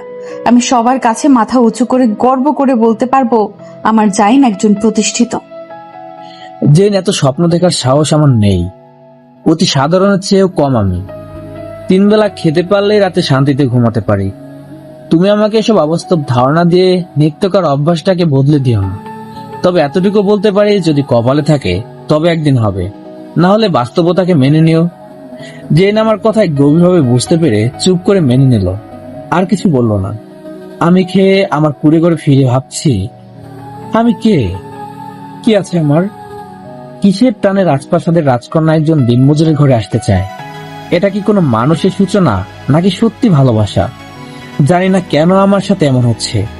ভালোই তো ছিলাম এতদিন, কোনো পিছু টান ছিল না। আজ কেন এতটা ভাবাচ্ছে এসব বিষয় আমাকে? ভাবতে চাই না আমি। আমার বোনটাকে মানুষের মতো মানুষ করতে চাই। আমার জীবনে ওই সব বেশ কিছুদিন কেটে যায় এভাবে। বোন ফাতেমা এখন বেশ আনন্দ রাজকীয় ভাবে বড় হচ্ছে। ওকে দেখলে এখন বোঝাই যায় না কোথা থেকে উঠে এসেছে। একজন সন্তানের জন্য তার পরিবার কতটা গুরুত্বপূর্ণ ভূমিকা পালন করে তা এখান থেকে বোঝা যায়। আর সে এত বড় পরিবারের একজন হয়ে বড় না হলেও একজন মায়ের কাছে তার সন্তানের সব থেকে বড় পাওয়াটা থেকে যায়। আমি কি পেয়েছি না পেয়েছি সেটা বড় নয়, আমার বোনটা যেন সবকিছু পেয়ে বড় হয় এটাই আমার জন্য অনেক। তাই ওই পরিবারের জন্য আমি আমার জীবন দিতেও প্রস্তুত। এদিকে টিউশনি করিয়ে আমার দিব্যি কেটে যাচ্ছে। এখন রিক্সা চালিয়ে পেট ভরতে হয় না। তবে ইদানিং জেনের সাথে বেশি দেখা হচ্ছে অকল্পনীয় ভাবে। যেখানে আমি সেখানে জেন উপস্থিত হয়। এতটা ফলো করতে শুরু করেছে, মনে হয় একজন গোয়েন্দাও তার আসামিদের এতটা নজরদারি করে না, যথেষ্ট কেয়ার করে। কিন্তু আমি সবসময় তার পরিবারের কথা ভেবে দূরে থাকার চেষ্টা করি। কখন আঙ্কেল আন্টি জানতে পারলে আমার উপর থেকে তাদের বিশ্বাসটা উঠে যাবে। সবকিছুর ভোগান্তি না আমার বোনের উপর পড়ে, সে ভয়টাই বেশি পাই আমি। তবে আঙ্কেল আন্টি জানে যে না আমার সঙ্গে বেশি মিশে, তবু কেন জানি না ওকে বকাচকা করে না। একদিন আমার জীবনে একটা আতঙ্কিত ঘটনা ঘটে গেল, যার জন্য না আমার কোনো ইচ্ছে ছিল না কোনো কল্পনা করেছি। বোনকে দেখতে গেলাম জেরিনের বাসায়। আন্টি কিচেনে ছিল বলে আসেনি, আমাকে বলেছিল জেরিনের ঘরে গিয়ে বসতে। আসলে ফাতেমা জেরিনের সাথেই থাকে, তাই ওই রুমে গিয়ে বসি। কিন্তু ফাতেমা তখন ছাদে ছিল। এদিকে আমি রুমে আসি, সেটা ওয়াশরুমে থাকা জেরিন জানতো না, আর আমিও তাকে না জানিয়ে আসি। সবতে কোনো মেয়ে একাকি থাকলে নিজের রুমে খুব একটা কাপড় ঠিক করে চলে না। সে স্বাভাবিকতার জেদ ধরে তোয়ালে পেঁচে গোসল করে বের হলো। ওর হালকা ভেজা ধবধবে ফর্সা শরীরের নীল সবুজ শিরাগুলো স্পষ্ট দেখতে পাচ্ছিলাম। ওর ভেজা চুল থেকে তখনও ঝলকনা টপ টপ করে পড়ছিল। সে ঝলকনাতেই হয়তো আমার সর্বনাশ দেখতে পেয়েছিলাম। ওর এমন আগমনের জন্য কোনোভাবে প্রস্তুত ছিলাম না। ভিতরের পুরুষটাও খুব জোরে চিৎকার দিয়ে বেরিয়ে আসতে চাইলো, কিন্তু পারেনি। ওকে দেখে আমি নিজেকে সংযত করার লক্ষ্যে অন্যদিকে তাকিয়ে এলাম। কিন্তু কাছে বাবার স্বপ্ন বুনে যে এতদিন আকুলতার সমুদ্রে হাবুডুবু খাচ্ছে, সে জেইনকে আমাকে এত সহজে এত কাছে পেয়েও ছেড়ে দিবে, এতটা হয়তো স্বপ্নেও সম্ভব না। দরজা আটকে দিয়ে আমার সামনে এসে দাঁড়ালো জেরিন। আজকে জেরিনকে যতটা সুন্দরী ও আকর্ষণীয় লাগছে, তার থেকে চোখ ফিরিয়ে রাখা দায়। কিন্তু তারপর ওর হাতের ছোঁয়াতে ওর দিকে তাকাতে বাধ্য হলাম। সরি, ফাতেমাকে দেখতে এসেছিলাম, ভিতরে এভাবে আসবে ভাবিনি। আমি বাইরে যাচ্ছি, তুমি বদলে তারপর এসো। যেতে দেবার জন্য কি দরজা লাগিয়ে এলাম? জিন প্লিজ এমন কিছু করো না যার জন্য তোমার বাবা মা আমাকে খারাপ জানে। কেউ যদি জানে তবে না তোমাকে খারাপ ভাববে। আজ জাহিন সাহেবকে এমন একটা সারপ্রাইজ দিব, সেটা পেয়ে তার অবস্থা কি হয় আমি তা দেখতে চাই। অনেক সারপ্রাইজ পেয়েছি, আর কিছু চাই না। আমি চলে যাব জেরিন। জেরিন আমার ঠোঁটে ওর আঙুল রেখে চুপ করিয়ে দিল। তারপর আমার চোখে চোখ রেখে ওর শরীর থেকে তোয়ালে খুলে ফেললো। আমার এই শরীরটা শুধু তোমাকে চাই জাহিন, এই শরীরে শুধু তোমার ছোঁয়ায় আগুন জ্বলবে। জেরিনের নগ্ন শরীরের দিকে তাকিয়ে আমি যেন গভীর সমুদ্রে পড়ে তীর খোঁজার চেষ্টা করছি। জীবনে এমন সিচুয়েশন কখনো পড়িনি। পরক্ষণে চোখ বন্ধ করে জেরিনকে বললাম, জেরিন তোমার কাছে হাত জোড় করছি, আমাকে আর কষ্ট দিও না। নিজেকে সামলাতে খুব কষ্ট হচ্ছে, প্লিজ। কষ্ট কমাতেই তো নিজেকে সঁপে দিলা। সুখ খুঁজে নাও আমার শরীরে, জড়িয়ে ধরো আমাকে।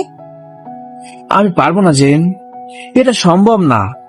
জেন আমার কথায় বুঝতে পারলো আমি কখনোই শরীরের লোভে ওর সাথে মিশি না, তাই নিজে থেকে আমাকে জড়িয়ে ধরলো শক্ত করে। ওর বুকে হৃৎপিণ্ডের শব্দের ধুকবুকানি শব্দ স্পষ্ট বুঝতে পারছি। জেন আমার স্পন্দনের অস্বাভাবিকতা কান পেতে শুনছে আর বলছে, জাহিন তুমি কি জানো তোমার হৃদয়টা কি চাচ্ছে? জানি। বলো তো কি, বলো তো কি? এখান থেকে চলে যেতে চাচ্ছে। থুর না, ও চাচ্ছে আমাতে মিশে যেতে, আমি স্পষ্ট শুনতে পাচ্ছি। জেরিন আমাকে ছেড়ে দাও না প্লিজ। একটা চুমু দাও আমার গোলাপি ছোটে, তাহলে ছাড়বো। কখনোই পারবো না আমি, প্লিজ জোর করো না। হবে না তাহলে। প্লিজ জেরিন। জেরিন আমাকে আরো শক্ত করে জড়িয়ে ধরে আমার দু চোখ বুজে থাকা চেহারাটা দেখছে। তারপর আমার কলার টেনে ধরে ওর পাপড়ির মতো ঠোঁটগুলো আমার ঠোঁটে চেপে ধরলো। ঠোঁটে স্বাদ পেতে সেখানে টর্নেডো চালাচ্ছে। আমি নিজেকে সরিয়ে রাখার প্রাণপণ চেষ্টা করছি, কিন্তু আমার ভেতরের পুরুষটাও ক্রমান্বয়ে ক্ষিপ্ত হয়ে গেছে। অবশেষে বাদ ভাঙলো আমার। চোখ খুলে জেরিনের কামার্ত চোখে আটকে গেলাম। ওর চুমুর পাল্টা জবাব দিতে লাগলাম। জেরিন আমার হাত একটা ধরে ওর কোমরে রাখলো। তখন আমি আমার ভিতরে ছিলাম না, হয়তো হারিয়ে গেছি জেরিনের মাঝে। ওর শরীরটাকে ছুঁয়ে অনুভব করার ব্যাকুলতা নিজের হাতকে সামলাতে পারেনি। জেরিনের ইচ্ছে মতো শরীরের প্রতিটা লোমকূপে ছুঁয়ে দিলাম। কিছুটা সময় ওর সাথে মিশে গেলাম পাগলের মতো। এমন সময় দরজার বাইরে ফাতেমা এসে গেছে। ওর দরজা নাড়িয়ে জেরিনকে ডাকলো। তখন শেষ হলো আমাদের মধুক্ষণ। যেদিন দ্রুত গতিতে তোয়ালে পেঁচিয়ে ওয়াশরুমে গেল জামা পরতে, আমি স্বাভাবিক হয়ে দরজা খুলে দিলাম। ফাতেমা আমাকে দেখে সোজা কোলে উঠলো। ওকে আদর করে কোলে তুলে নিলাম। কিছু সময় পর জেরিন একটা জামা পরে বাইরে এলো। আমি তখন ওর দিকে তাকানোর সাহস পাচ্ছি না। ভীষণ লজ্জার ঘৃণা হচ্ছে নিজের ওপর। কি করলাম আমি এসব? একটা মেয়েকে একা পেয়ে ওর শরীরের সাথে মিশতে শুরু করেছিলাম। কিন্তু আমি তো ইচ্ছে করে করিনি, আমাকে বাধ্য করা হয়েছে। কিন্তু আমি জেরিনের সামনে আর কি করে আসবো? ও যদি এখন আমাকে দোষারোপ করে, নিজের ওপর থেকে কি তবে সংযতা চলে গেল আমার? দ্রুত বের হয়ে গেলাম, বোনের আর আন্টির থেকে বিদায় নিয়ে। তখন ভেতরে আগুন জ্বলছে। রাত অব্দি কথা হয়নি জেরিনের সাথে। রাত জেগে থাকতে ইচ্ছে না করলেও সেদিন আমার ঘুম আসছিল না। চোখ বন্ধ করলেও না করলেও শুধু জেরিনের সাথে ঘটনা সবকিছু ভাসছে। কিছুতেই ভুলতে পারছি না। পাগলের মতো ছটফট করছে মনটা। কি করলাম আমি? তখন জেরিনের ফোন এলো। হ্যালো জাইন, হুম। কি করছো? কিছু না, বসে আছি। জেরিন, আমি কিছু বলতে চাই। হ্যাঁ বলো। আজকের ঘটনার জন্য আমি প্রস্তুত ছিলাম না। সবকিছুর জন্য মাপ চাচ্ছি। আমার নিজের ওপর কন্ট্রোল থাকা উচিত ছিল, যা আমি পারিনি। যা কিছু হয়ে গেছে ভুলবশত, সবকিছুর জন্য ক্ষমা চাচ্ছি। শরীরকে কন্ট্রোল করে মন, কিন্তু সেটা সাময়িক ভাবে। এখানে তোমার দোষটা কোথায় সেটাই তো বুঝতে পারছি না আমি। আজ যা হয়েছে সেটা আমি তোমাকে বাধ্য করেছি করতে, কারণ আমি তোমাকে ভালোবাসি। যাই, নিজেকে দোষী ভেবো না কখনো। আমি নিজেই নিজেকে তোমার হাতে তুলে দিয়েছি। হয়তো বিয়ের আগে এটা ঠিক নয়, তবু আমার মনের ও শরীরের খোরাকটা তুমি। তাই তোমার কাছেই নিজেকে সঁপে দিয়েছি। আমার সম্পূর্ণ শরীরটা তুমি দেখেছো, কিন্তু আমার মনটা কি দেখোনি? নাকি মনের ভেতর যে আগুন জ্বলছে তোমাকে আপন করে পাবার সেটা চোখে পড়েনি? বুঝতে পারো না কতটা ভালোবাসি আমি তোমাকে? কিসের ভয়ে নিজেকে দূরে সরিয়ে নিচ্ছ তুমি? কেন আমার মনে অবহেলার কাঁটা বিছিয়ে দিচ্ছ? বিশ্বাস করো জাইন, আমি তোমাকে মন থেকে ভালোবাসি। আর আজকে তোমার হাতে নিজেকে তুলে দিয়ে আমি কোনো ভুল করিনি, কারণ যাকে ভালোবাসি তার কাছেই সঁপেছি আমার সবকিছু। জেরিন, তোমার বাবা মা কখন আমাদের সম্পর্ক মানবে না। তার চেয়ে বরং আমরা দুজনে নিজেদের সময় দিয়ে সেই পর্যায়ে নিয়ে যাই যেখানে গেলে কেউ আলাদা করার কথা ভাববে না। আমাকে নিজের পায়ে দাঁড়াতে দাও। আমিও সেটাই চাই। তবে আমি তোমার হয়ে থাকবো, তুমিও আমার হয়ে থাকবে, ব্যাস। আচ্ছা, মানলাম তোমার কথা। এবার খুশি? একটু প্রপোজ করতে হবে যে এখন। যেদিন তোমার যোগ্য বলে বিবেচিত হব সেদিনই প্রপোজ করব, এর আগে নয়। না, এই ছেলেটাকে কিছুতেই পাগে আনা সম্ভব না। দাঁড়াও, দেখো আমি কি করতে পারি তা হারে হারে টের পাবে। জাইন আমার কথায় এতটা খুশি হয়েছে যা বলে বোঝানো যাবে না। এতদিনের অনাকাঙ্ক্ষিত স্বপ্ন পূরণ হতে চলেছে, কিন্তু জাইনকে কাছে পাওয়াটা খুব দরকার। চোখের আড়াল হতে দেওয়া যাবে না। শকুনির অভাব নেই আশেপাশে, তাই নিজের প্রিয় জিনিসটাকে নিজের কাছে রাখতে হবে। পরদিন সকালে জেরিন ফাতেমাকে নিয়ে ওর বাবার কাছে গিয়ে বলল, বাপি, আগামী সপ্তাহে আমার ফাইনাল পরীক্ষা। তো পড়াশোনা কেমন হচ্ছে মামনি? ভালোই, কিন্তু কিন্তু কি? বাপি, তো করো, তোমার বন্ধু বান্ধবী যারা আছে ওদেরকে বলো আসতে। বাপি, সবাইকে কি আসতে বলা যায়? তাহলে সবাই তো ভালো করবে, কেন বোঝো না? তাহলে কি করবা? জাইনকে বলবো শুধু ওর কাছে যে নোটস আছে সেটা বেস্ট। ও হ্যাঁ, ঠিক তো। তাইলে জাইনকে আসতে বলো, এতে সমস্যা কি? উফ বাপি, তুমি দিন দিন বোকা হয়ে যাচ্ছ কেন? আবার কি হলো মামনি? জাইন দিনে কলেজ শেষে টিউশনি করায়, তাহলে ও রাতে এসে আবার কি ওর ঘরে যাবে? ওর কষ্ট হবে না বলো? তাও ঠিক। তাহলে কি করা যায় মামনি, বলো তো? আমাদের চিলে কোঠার ঘরটা তো ফাঁকাই আছে, ওকে ওখানেই থাকতে দিলে কি সমস্যা হবে তোমাদের? ও আচ্ছা, এই ব্যাপার তাহলে। এখানে আবার ব্যাপারের কি হলো? তুমি চাচ্ছ জাইন এখানে থাকুক, তাই তো? সেটা বললেই হয়। এখানে থাকলেও নির্দিষ্ট থাকার জায়গাও হবে, তোমার স্টাডিও ভালো হবে, আর বোনকেও দেখতে পারবে। এটাই তো নাকি? বাপি, তুমি রাগ করো না প্লিজ। না মামনি, রাগ করবো কেন? সবারই একটা থাকার জন্য ঘর প্রয়োজন। পড়াশোনার পরিবেশ না থাকলে পড়াশোনা ভালো হয় না। আর ও তো অনেক মেধাবী ছাত্রদের একজন। তুমি ওকে বলো এখানে চলে আসতে। কিন্তু আম্মু কি বলবে? তুমি আম্মুকে বলে দাও। তোমার আম্মু কিছু বলবে না। তোমার আম্মুই কাল বলেছিল জাইনের জন্য একটা রুম দেখতে থাকার জন্য। নিজেদের রুম থাকতে ওকে বাইরে রাখার কি দরকার? আমার লক্ষ্মী বাপি। তুমি কাউকে বলে দাও ওই রুমটা পরিষ্কার করে রাখবে। আচ্ছা ঠিক আছে বাপি। জেরিন তার প্ল্যান মতো রুমও ঠিক করে দিল, কিন্তু প্রিয় মানুষের জন্য রুমটা অন্য কেউ পরিষ্কার করবে এটা তার মনপুত হলো না। তাই নিজেই গিয়ে রুমটা সুন্দর করে পরিষ্কার করে রাখলো। তারপর কল করলো আমাকে। হ্যালো মিস্টার, কোথায় আপনি? এই তো টিউশনি করাতে যাব। আচ্ছা ঠিক আছে যাও, আর শোনো টিউশনি শেষ করে আমাকে কল দিও, কথা আছে। আচ্ছা ঠিক আছে। আমি বের হয়ে গেলাম টিউশনি করাতে। এদিকে জেরিন গাড়িতে ফাতেমাকে নিয়ে বের হলো। তারপর সন্ধ্যায় বাসায় ফিরে এলো। কোথায় গেল সেটা পরে জানতে পারবে। আমি টিউশনি করিয়ে কল দিলাম জেরিনকে, ও ধরলো না। তাই চলে গেলাম আমার বস্তির ঘরে। গিয়ে দেখি আমার তাঁবুটা উল্টোপাল্টা হয়ে আছে। বুকটা কেঁপে উঠলো। শেষ আশ্রয়টুকু কি শেষ হয়ে গেল? কাছে গিয়ে দেখি ভিতরে কিছুই নেই, শুধু ছেঁড়া একটা পাটি পড়ে আছে।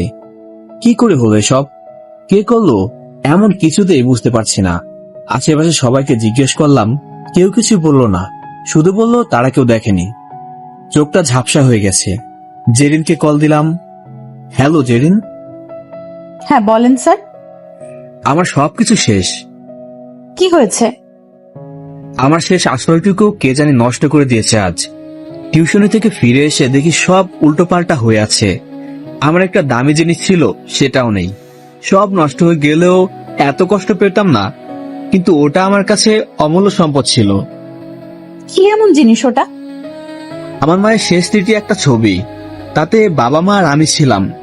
তখন আমার বোনের জন্ম হয়নি। জানো, সেদিন বাবা বেশ কিছু টাকা জমিয়ে আমাদেরকে নিয়ে ছবিটা তুলেছিল। যেদিন মা মারা যায় সেদিন ছবিটা বুকে জুড়ে কেঁদে রাত পার করেছিলাম। যখন মাকে খুব মনে পড়ে তখন ছবিটা দেখতাম। আজ হয়তো আর মাকে দেখতে পাবো না জেরিন। আজ খুব কষ্ট হচ্ছে আমার। জাইন তুমি কেঁদো না, সব ঠিক হয়ে যাবে। আমি আসছি তোমাকে নিতে, একটু ওয়েট করো। না, এত রাতে আসতে হবে না। আমি কাল আসবো ফাতেমাকে দেখতে। রাতে থাকবে কোথায় শুনি? রাস্তায় থাকার অভ্যাস আছে, সমস্যা হবে না। বেশি বুঝতে হবে না, ওয়েট করো, আমি আসছি এক্ষুনি। জেরিন লাইনটা কেটে দিল। বস্তির মুখের রাস্তায় বসে আছি। বুকটা ভীষণ ভারী মনে হচ্ছে। মায়ের শেষ স্মৃতিটুকু আগলে রাখতে পারলাম না। কখন চোখে ভেসে পানি পড়েছে বুঝিনি। মায়ের আদর খুব অল্প সময়ের জন্য পেলাম, তার বাকি ছবিটাও আজ হারালাম। জেনে একটু পর গাড়ি নিয়ে এলো। গাড়ি থেকে নেমে আমার কাছে এসে বসলো। জাইন ওঠো, এতটা মন খারাপ করে থাকলে আমার যে কান্না পাবে এটা বোঝো না কেন? মাকে খুব মনে পড়ছে জেরিন। আচ্ছা মন খারাপ করো না। শোনো, বাপিকে বলে তোমার থাকার জায়গা ঠিক করেছি। আমি তোমাকে আর এখানে থাকতে দেব না। কোথায় যাব আমি? আমার বাসায় থাকবে। তোমার জন্য রুম ঠিক করে রেখেছি। বাপি তোমাকে নিতে বলেছে। একটু কান্না করবা না। আর হ্যাঁ, তোমার জন্য একটা সারপ্রাইজও আছে। কিসের সারপ্রাইজ? গেলেই দেখতে পাবে। জেন আমাকে বগল পাজা করে গাড়িতে উঠিয়ে চললো বাসার দিকে। আমি ওদের বাসায় গিয়ে আঙ্কেল আন্টির সাথে কথা বললাম। আঙ্কেল বলল, বাবা জাইন, আজ থেকে তুমি আমাদের চিলেকোঠার ঘরে থাকবে। তোমার বোনকেও দেখতে পারবে সবসময়, আর আমার মেয়ের সাথে পড়বে। দুজনে গ্রুপ স্টাডি করবে। দুজনের ভালো রেজাল্ট করতে হবে, বুঝলে বাবা? আর হ্যাঁ, খাওয়া নিয়ে টেনশন করতে হবে না, আমাদের সাথেই খাবে। কিন্তু আঙ্কেল কত করবেন আমাদের জন্য? যতটুকু করার সামর্থ্য আছে ততটুকুই করব। আপনাদের কাছে আমি চিরকৃতজ্ঞ থাকব। আপনাদের এই ঋণ কখনো শোধ করতে পারবো না। এইভাবে বলো না বাবা, সময় সব ঠিক করে দিবে। সময় একদিন বলে দিবে কার কি করতে হবে। যাও, তুমি তোমার রুমটা দেখে এসো, তারপর একসাথে খাবো। আচ্ছা আঙ্কেল। ফাতেমাকে কোলে তুলে আদর করলাম। ভাইয়ের কোলে উঠে খুব আরাম পাচ্ছে। গলা জড়িয়ে ধরে আছে আমার। তারপর জেন আমাকে নিয়ে গেল আমার নতুন রুমে। দরজা খুলে দেখি রুমটা অন্ধকার। আমি তখন বুঝতে পারছি না আমার জন্য কি অপেক্ষা করে আছে ভিতরে। জেরিন গিয়ে লাইটটা অন করে দিল। এবার রুমের সবকিছু আমার দৃষ্টিগোচর হলো। এবার সত্যি আমার মনটা খুব আনন্দে নেচে উঠেছে। সুখের অশ্রু টলটল করছে আখিদয়ে। জেরিন আমাকে না বলে এত কিছু করলো। নতুন রুম, নতুন বিছানা, তোষক, বালিশ, এসব রাজকীয় অভ্যর্থনা পেয়ে খুশি হয়েছি? মোটেও না। যে মায়ের ছবিটা হারিয়ে গেছে ভেবেছিলাম, সেই ছবিটা সুন্দর পরিষ্কার পরিচ্ছন্ন করে দেয়ালে টানিয়ে রেখেছে জেরিন। ঠিক বিছানার ওপরের দেয়ালে। মায়ের দোয়া যাতে সবসময় আমার মাথায় থাকে। জেরিনের দিকে অবাক খুশির চনমন ভাব নিয়ে তাকিয়ে আছি। এমন করে কি দেখছো শুনি? তুমি আমার মায়ের ছবিটা। আমি আর ফাতেমা গিয়ে সব নিয়ে এসেছি। একটা কাপড়ের থলির ভেতর থেকে ফাতেমা এটা বের করে। তখন ছেঁড়া জামা ফেলে মূল্যবান এটা নিয়ে আসি। আমি জানি আমার জাইন তার মাকে কতটা ভালোবাসে, তাই তোমাকে সারপ্রাইজ দেওয়ার জন্য তোমাকে না জানিয়ে এইসব করেছে। জানি তখন কষ্ট পেলেও পরে যখন দেখবে তোমার মূল্যবান জিনিসটা যত্ন করে রাখা আছে, তখন তুমি অনেক খুশি হবে। আর তোমাকে সব সময় এমন খুশি দেখতে চাই। তোমার মনে কখনো কষ্ট পেতে দিব না জাইন। আর এটাই ছিল তোমার সারপ্রাইজ। কেমন লাগলো বলো? জেরিনের কথা শুনে নিজেকে সামলাতে পারি না আর। এক বুক ভালোবাসা নিয়ে ওকে আমার বুকে জড়িয়ে নিলাম। জেরিনের কপালে আলতো করে চুমু খেলাম। জেরিনের ঠোঁটের কোণে হালকা বাঁকা হাসি ফুটে উঠল। ফাতেমা বলে উঠল। আমি আর জেরিন হেসে উঠলাম পিচ্ছি ফাতেমার কথা শুনে। তারপর দুজন মিলে ফাতেমার দুগালে একসাথে চুমু দিলাম। ফাতেমা দুজনকে দুহাতে আগলে নিল। এজন্য আমাদের ভালোবাসার দেয়ালের মাঝে ছোট্ট একটা সংসার। আমরা তিনজন মিলে খাবার টেবিলে এলাম। রাতের খাবারে আজানটি গোশত রান্না করেছে। গোশত দেখে সেই কয়েক বছর আগের কথা মনে পড়ে গেল। বাবা বেঁচে থাকতে সে সবাই মিলে গোশত খেয়েছিলাম। মা রান্না করে খাইয়ে দিত। তারা মারা যাবার পর ফাতেমা আর আমি ঈদের দিন কেউ কেউ দিলে খেতে পারতাম। নুন আনতে পান্তা ফুরানো সংসারে গোশত খাওয়া সম্ভব ছিল না। আনমনে ভাবছিলাম কথাগুলো। ফাতেমা বলল,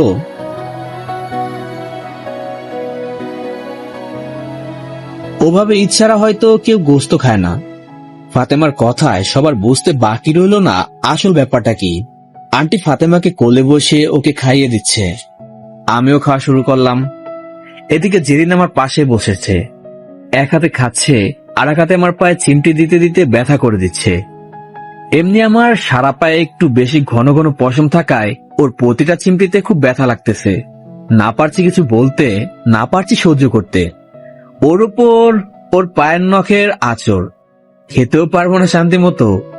একবার খাওয়া শেষ করি, তারপর বুঝাবো মজা। খাওয়া শেষ করে আমি আমার নতুন রুমে চলে গেলাম। সবই গোছানো আছে, একটা টেবিল রাখা। আমার বইগুলো খুলে পড়তে শুরু করলাম। রাত তখন 12টার ওপার। সবাই ঘুমিয়ে গেছে ততক্ষণে। জেরিন ঘুমিয়ে গেছে কিনা সঠিক জানি না, পড়তেও পারে। একটার সময় কল এলো জেরিনের। হ্যালো স্যার, ঘুমাচ্ছেন নাকি? না, পড়ছিলাম।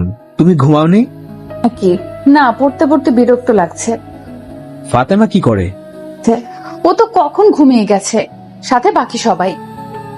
ও, তাহলে তুমি ঘুমিয়ে যাও, আমিও ঘুমাবো এখন।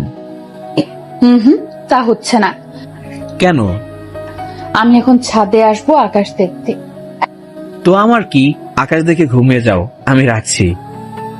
এই, ফোন রাখবে না একদম। আমি আকাশ দেখবো কি একা একা? তুমিও সাথে থাকবে। ওয়েট করো, আমি কফি বানিয়ে নিয়ে আসছি। না না, কফি খাবো না, তিতা লাগে। তাহলে চা বানিয়ে আনি। না না, ঘুম হয় না, শরীর কড়া লাগে। উফ, তো কি খাবে? কিছু খাবো না। আসছি আমি, তারপর বুঝাবো। একটু পর জেরিন দুটো কাপে কফি নিয়ে এলো। ছাদে দাঁড়িয়ে আছি দুজন। বললাম না, কফি দিতে লাগে আমার। এটাই খেতে হবে। অভ্যাসটা বদলাতে চাচ্ছ তাই না? শিখতে হবে সবকিছু। এত কিছু শিখে কি হবে? সমাজে চলতে গেলে ভালো মন্দ সব জানা উচিত, শেখা উচিত। তবে ভালোকে গ্রহণ করবে, খারাপকে বর্জন করবে। আচ্ছা, বুঝলাম। এত রাতে তুমি এখানে এসেছো, এটা আঙ্কেল আন্টির কানে গেলে বকবে তো তোমাকে। ধুর, বাপি আর আম্মু ঘুমালে ভূমিকম্প হলেও টের পাবে না। আর কফি খাবো, তারপর তোমার সাথে তোমার বিছানায় তোমাকে জড়িয়ে ধরে ঘুমাবো। জেরিনের এই কথা শুনে মুখ থেকে কফি ফুস করে বেরিয়ে গেল। বিষম পেয়ে গেল। কাশতে কাশতে বললাম, মানে কি এসবে জেরিন? যা শুনেছ ঠিকই শুনেছ। পাগল হয়ে গেছো নাকি? আমার রুমে ঢুকতে পারবা না একদম। কফি খেয়ে সোজা তোমার রুমে চলে যাও, তারপর ঘুমে যাও। যাব না। কি করবা বলো, কি করবা? কি ব্যাপার, তুমি গায়ে ভাবে ধাক্কা দিচ্ছ কেন? দিচ্ছি, 100 বার দিব। কি করবা তুমি? রাত দুপুরে কি ভূতে পেল তোমাকে? না, ভূতে পায়নি, জিনে পেয়েছে। বুঝেছি, তোমার আসলে কি কি? কিছু না, কেউ জানলে খারাপ ভাববে। যাও রুমে গিয়ে ঘুমিয়ে যাও। ওকে, টাটা, বাই বাই। বাই। যেদিন চলে গেল আমি ছাদে একটু দাঁড়িয়ে আকাশ দেখছি। মায়ের কথা খুব মনে পড়েছে। হয়তো মা তারার দেশ থেকে দেখছে তার ছেলে মেয়ে এখন কত সুখে আছে। দোয়া করো মা, দোয়া করো মা আমাদের জন্য, আর এই মহান পরিবারের মানুষের জন্য। একদিন আমিও বড় হব, সবাইকে বলবো এতদূর আসার পেছনে এই মানুষগুলোর অকল্পনীয় সাপোর্টে বড় হয়েছি। কিছু সময় পর আমার রুমে গিয়ে দরজা লাগিয়ে দিলাম। তারপর বিছানায় তাকাতে দেখি জেরিন শুয়ে আছে। এই এই তুমি কি করছো এখানে? তুমি না বললে রুমে গিয়ে ঘুমিয়ে যাও, তাই তো এসে ঘুমানোর আয়োজন করলাম। এখন বিরক্ত না করে আমাকে জড়িয়ে ধরে একটু ঘুমাও তো। জেরিন, বেশি বাড়াবাড়ি করলে কিন্তু আঙ্কেলকে বলে দিব। আচ্ছা তাই তো, বলো গিয়ে, আমি দেখি একটু কি বলবা তুমি। আমিও বলবো। আমাকে রুম থেকে ডেকে এনে তোমার সাথে এই রুমে আটকে রেখেছো, তারপর বুঝবে মজা। উফ, কেন এমন করছো বলো তো? কাছে এসো বলছি।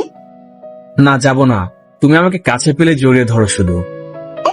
আহা গো লাজুক, ছেলের বুঝি খুব লজ্জা লাগে। মজা করো না, পরে বিপদ আছে। তাই বুঝি? জেরিন বিছানা থেকে উঠে আমার দিকে এগিয়ে এসে আমাকে বিছানায় ফেলে দিয়ে আমার উপর চড়ে বসেছে। আমার বুকের ভেতর মাথা রেখে চুপটি করে শুয়ে পড়লো। আমি অবাক হয়ে গেলাম। আজ কোন দুষ্টামি করছে না। এই জেরিন, মন খারাপ করলে? না। তাহলে? তোমার বুকে মাথা রেখে অনেক ভালো লাগছে। কখনো আমাকে দূরে সরিয়ে দেবে না তো জাইন?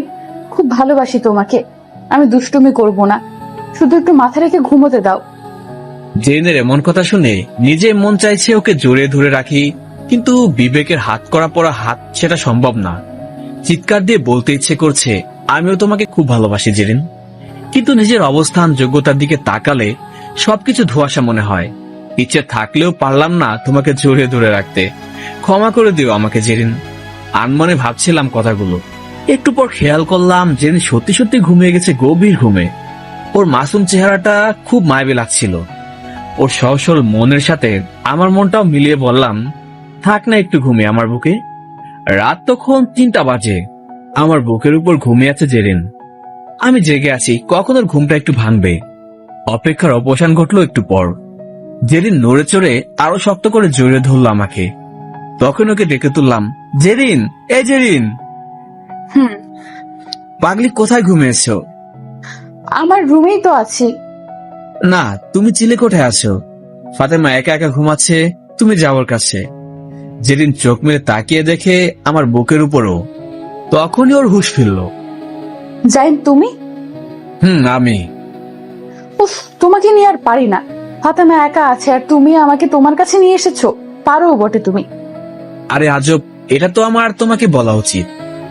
থাকো তুমি, আমি গেলাম। জেরিন উঠে চলে গেল, আমি ঘুমিয়ে গেলাম। সকালে ঘুম থেকে উঠে ব্রাশ করতে করতে নিচে এসে হাঁটছিলাম। আঙ্কেল গাড়িটা দেখি ময়লা জমে আছে। ড্রাইভারের আসতে এখনো 2 ঘন্টা বাকি। হাতে কাজ নেই বলে মোটর চালু করে গাড়িটা ওয়াশ করতে শুরু করলাম। কিছু সময় পর আঙ্কেল দোতলা থেকে জানালা খুলে আমাকে গাড়ি পরিষ্কার করতে দেখে দ্রুত নিচে নেমে আসলেন। এই জাইন, এসব কি করছো? কে করতে বলেছে এসব তোমাকে? কই, কেউ না তো, আমি নিজে থেকেই করছি আঙ্কেল। দেখলাম বেশ ময়লা জমে আছে, তাই এসব আর কি। থাকুক জমে, এইসবের জন্য কাউকে মাইনে দিয়ে রাখা আছে, তুমি কেন এসব করবে? আসলে আঙ্কেল, আমি মন থেকে করেছি।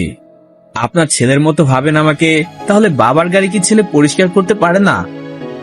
তবুও তুমি আর এমন কিছু করবে না বাবা। কেউ দেখলে তোমাকে নিয়ে কিছু বললে আমার কষ্ট হবে। যাও, তুমি ফেরত এসে নাস্তা করে নাও, কলেজে যেতে হবে। আজ থেকে জেরিন আর তুমি একসাথে কলেজ যাবে। আচ্ছা আঙ্কেল, আপনিও রেডি হয়ে নেন, অফিসে চলে যাবেন তো। চলো একসাথেই যাই। ফাতেমা আর আমি একসাথে ব্রাশ করে ফ্রেশ হলাম। জেরিন ম্যাডাম ঘুম ঘুম চোখে ব্রাশ করছে। ওর পাশ দিয়ে আসার সময় মাথায় চাটি মেরে আসতেই তেরে এলো। আমি দৌড়ে রুমে চলে গেলাম। নাস্তা করে কলেজে যাচ্ছি দুজন। রিক্সায় উঠে আমি যতটুকু সম্ভব চেপে বসেছি জেরিনের থেকে। আর জেরিন সেটা বলছে, ইচ্ছে করে আমাকে আরো চাপ দিচ্ছে। আমার আর সরবার মতো কোনো জায়গা নেই। অন্যদিকে তাকিয়ে মুচকি আসা জেরিনকে বললাম, এই মেয়ে, তোমার সমস্যা কি বলো তো? এই ছেলে, তোমার সমস্যা কি বলতো? এত চাপিয়ে বসেছো কেন? ওপাশে একটু সরে বসা যাচ্ছে না? না, যাচ্ছে না। আমার বিস্ফোরা উঠেছে, তাই এদিকে চেপে বসেছি। তোমার কি তাতে? উফ, সবসময় এমন করো কেন?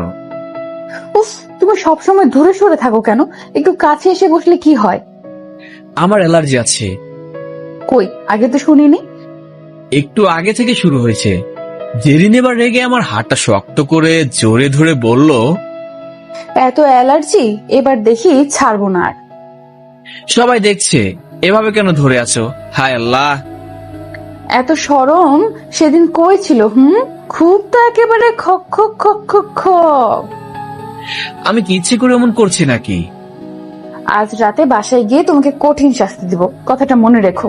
আর শারীরিক মানসিক ভাবে প্রস্তুতি নাও। এই, আজ যদি কিছু করো তো তোমার খবর আছে বলে দিলাম জেরিন। সেটা সময় বলে দেবে কে কি করবে। কলেজে আসছি, চলো। এদিকে আঙ্কেল দুপুরে খাবার খেতে বাসায় আসলে আন্টি ফাতেমাকে নিয়ে খেতে বসেছে। তখন আন্টি বলল, এই শুনছো, তোমাকে একটা কথা বলবো ভাবছি, কিন্তু তুমি কি ভাববে তাই সাহস পাচ্ছি না। কি এমন কথা বলবে? নতুন কিছু কিনবে নাকি অন্য কিছু? আরে ধুর, কিছু কিনলে আবার তোমাকে জিজ্ঞেস করে কিনি নাকি আমি? আর আমার মেয়েই কিনতে পারে?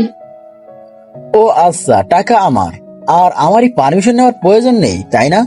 তোমার আবার কিসের পারমিশন নিতে হবে শুনি? তোমার সব ইনকাম তো আমার আর আমাদের মিষ্টি মেয়েটার জন্য, তাই তো আমরা দুজনই যখন যেটা দরকার সেটাই কিনে আনি। এখন শোনো, যেটা বলতে চাচ্ছিলাম, বলো। মেয়ে যখন হয়েছে তখন একদিন না একদিন ওকে তো বিয়ে দিতেই হবে, কিন্তু ওকে ছাড়া এত বড় বাড়িটা যে খালি হয়ে যাবে আমাদের। শুধু বাড়ির কথা ভাবছো? আমাদের বুকটাই তো খালি হয়ে যাবে, সেটা ভাবলে না? উফ, বলতে তো দিবা নাকি? তোমার সেই পুরনো পোস্টটা আর গেল না। আচ্ছা আচ্ছা, বলো, শুনছি। আজকাল ভালো ছেলে পাওয়াও তো মুশকিল। ছেলে ভালো তো পারিবারিক সমস্যা, আবার পরিবার ভালো তো ছেলের সমস্যা। তা তো ঠিক। তাই বলছিলাম যে জাইনের তো কোনো সমস্যা নেই, পরিবার বলতেও তো আমরা, আর ছেলেও তো ভালো। এখন পড়াশোনা শেষ করতে পারলে ভালো চাকরি, মানে তোমার অফিস ব্যবসা সামলাতে একাই পারবে। তাহলে ঘরের মেয়ে ঘরেও থাকলো, আর ভালো ছেলেও পেলাম, আর ফাতেমাও ভালোভাবে বড় হবে এখানে।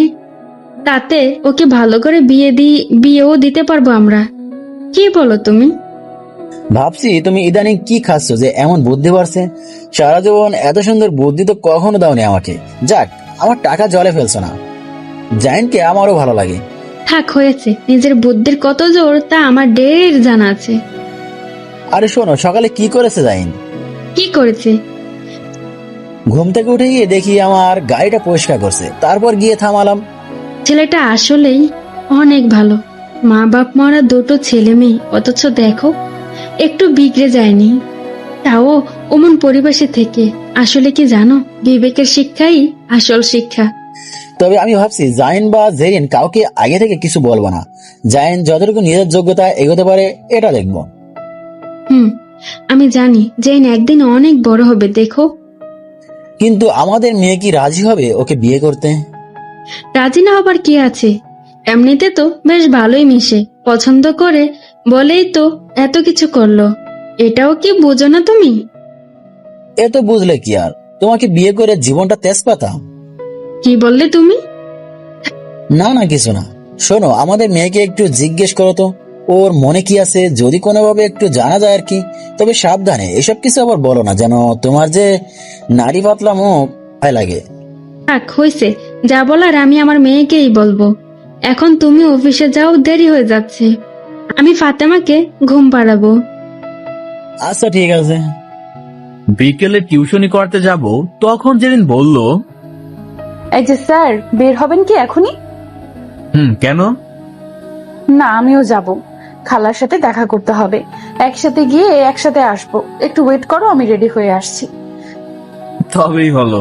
1 ঘন্টা লাগবে সাজুগুজু করতে। আমি সাজুগুজু করি না, কতদিন বলবো তোমাকে?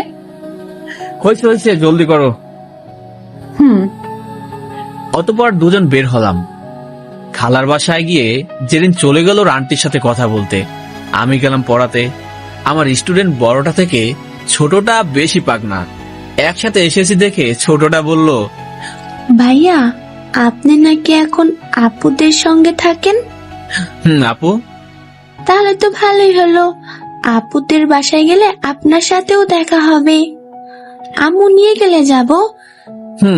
কাল তো শুক্রবার, কাল এসো, সবাই মিলে অনেক আড্ডা দিব। আজ কিন্তু আপনাদের দুজনকে খুব মানিয়েছিল। মানে? না, একসাথে এলেন তো তাই।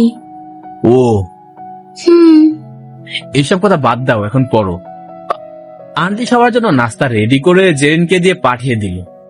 জেরিন নাস্তার ট্রে টেবিলের মাঝে রেখে বলল, অনেক লেখাপড়া হলো, এখন সবাই খেয়ে নাও জলদি। একটু পড়ালে হতো না? না, হতো না। বেশি কথা বললে নাক ফাটিয়ে দেব কিন্তু। জেনের কথা শুনে দুজনে হেসে অস্থির। ওরা নাস্তা করতে শুরু করেছে, আমি এখন ওর হাত গুটিয়ে বসে আছি দেখে জেরিন খোঁচা মেরে বলল, স্যারকে কি গালে উঠিয়ে খাইয়ে দিতে হবে নাকি? জি না, মেয়েদের হাতে খাই না আমি। খাও না তাই না? ঠিক আছে, সময় হলে দেখে নিব। টিউশন শেষ করে বাসায় আসবো, তখন জেরিন মাঝপথে নেমে গেল। বলল, রিক্সা করে না গিয়ে হেঁটে যাব। কেন? এমনি, চলো। অগত্য হাঁটতে শুরু করলাম। জেরিন চুপচাপ হাঁটছে। একটু পর আমার আঙুলের ফাঁকে ওর আঙুল রেখে হাঁটতে শুরু করলো। তারপর আনমনা ওর নরম সুরে বলল, জানি তোমার হাত দেখে অনেক ভরসা করি, কখনো আমাকে ছেড়ে চলে যেও না প্লিজ। আমি মনে মনে বললাম, ছেড়ে আর কোথায় যাব তোমাকে রেখে? আমিও যে তোমাকে অনেক ভালোবাসি জেরিন, কিন্তু মুখ ফুটে বলতে চেয়েও পারি না। এর চেয়ে কষ্ট আর কি আছে সেটা তোমাকে কি করে বোঝাই? কোনো একদিন বলবো তোমাকে কতটা ভালোবাসি। জানি না সেদিন তোমাকে পাবো কিনা। যাই, চুপ করে আছো যে?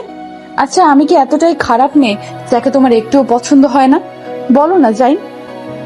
জেরিন, এসব কি বলো? তুমি কি বোঝো না আমি তোমাকে কতটা ভালোবাসি? সবই বুঝি আর সবই জানি জেরিন, শুধু সময়ের অপেক্ষা।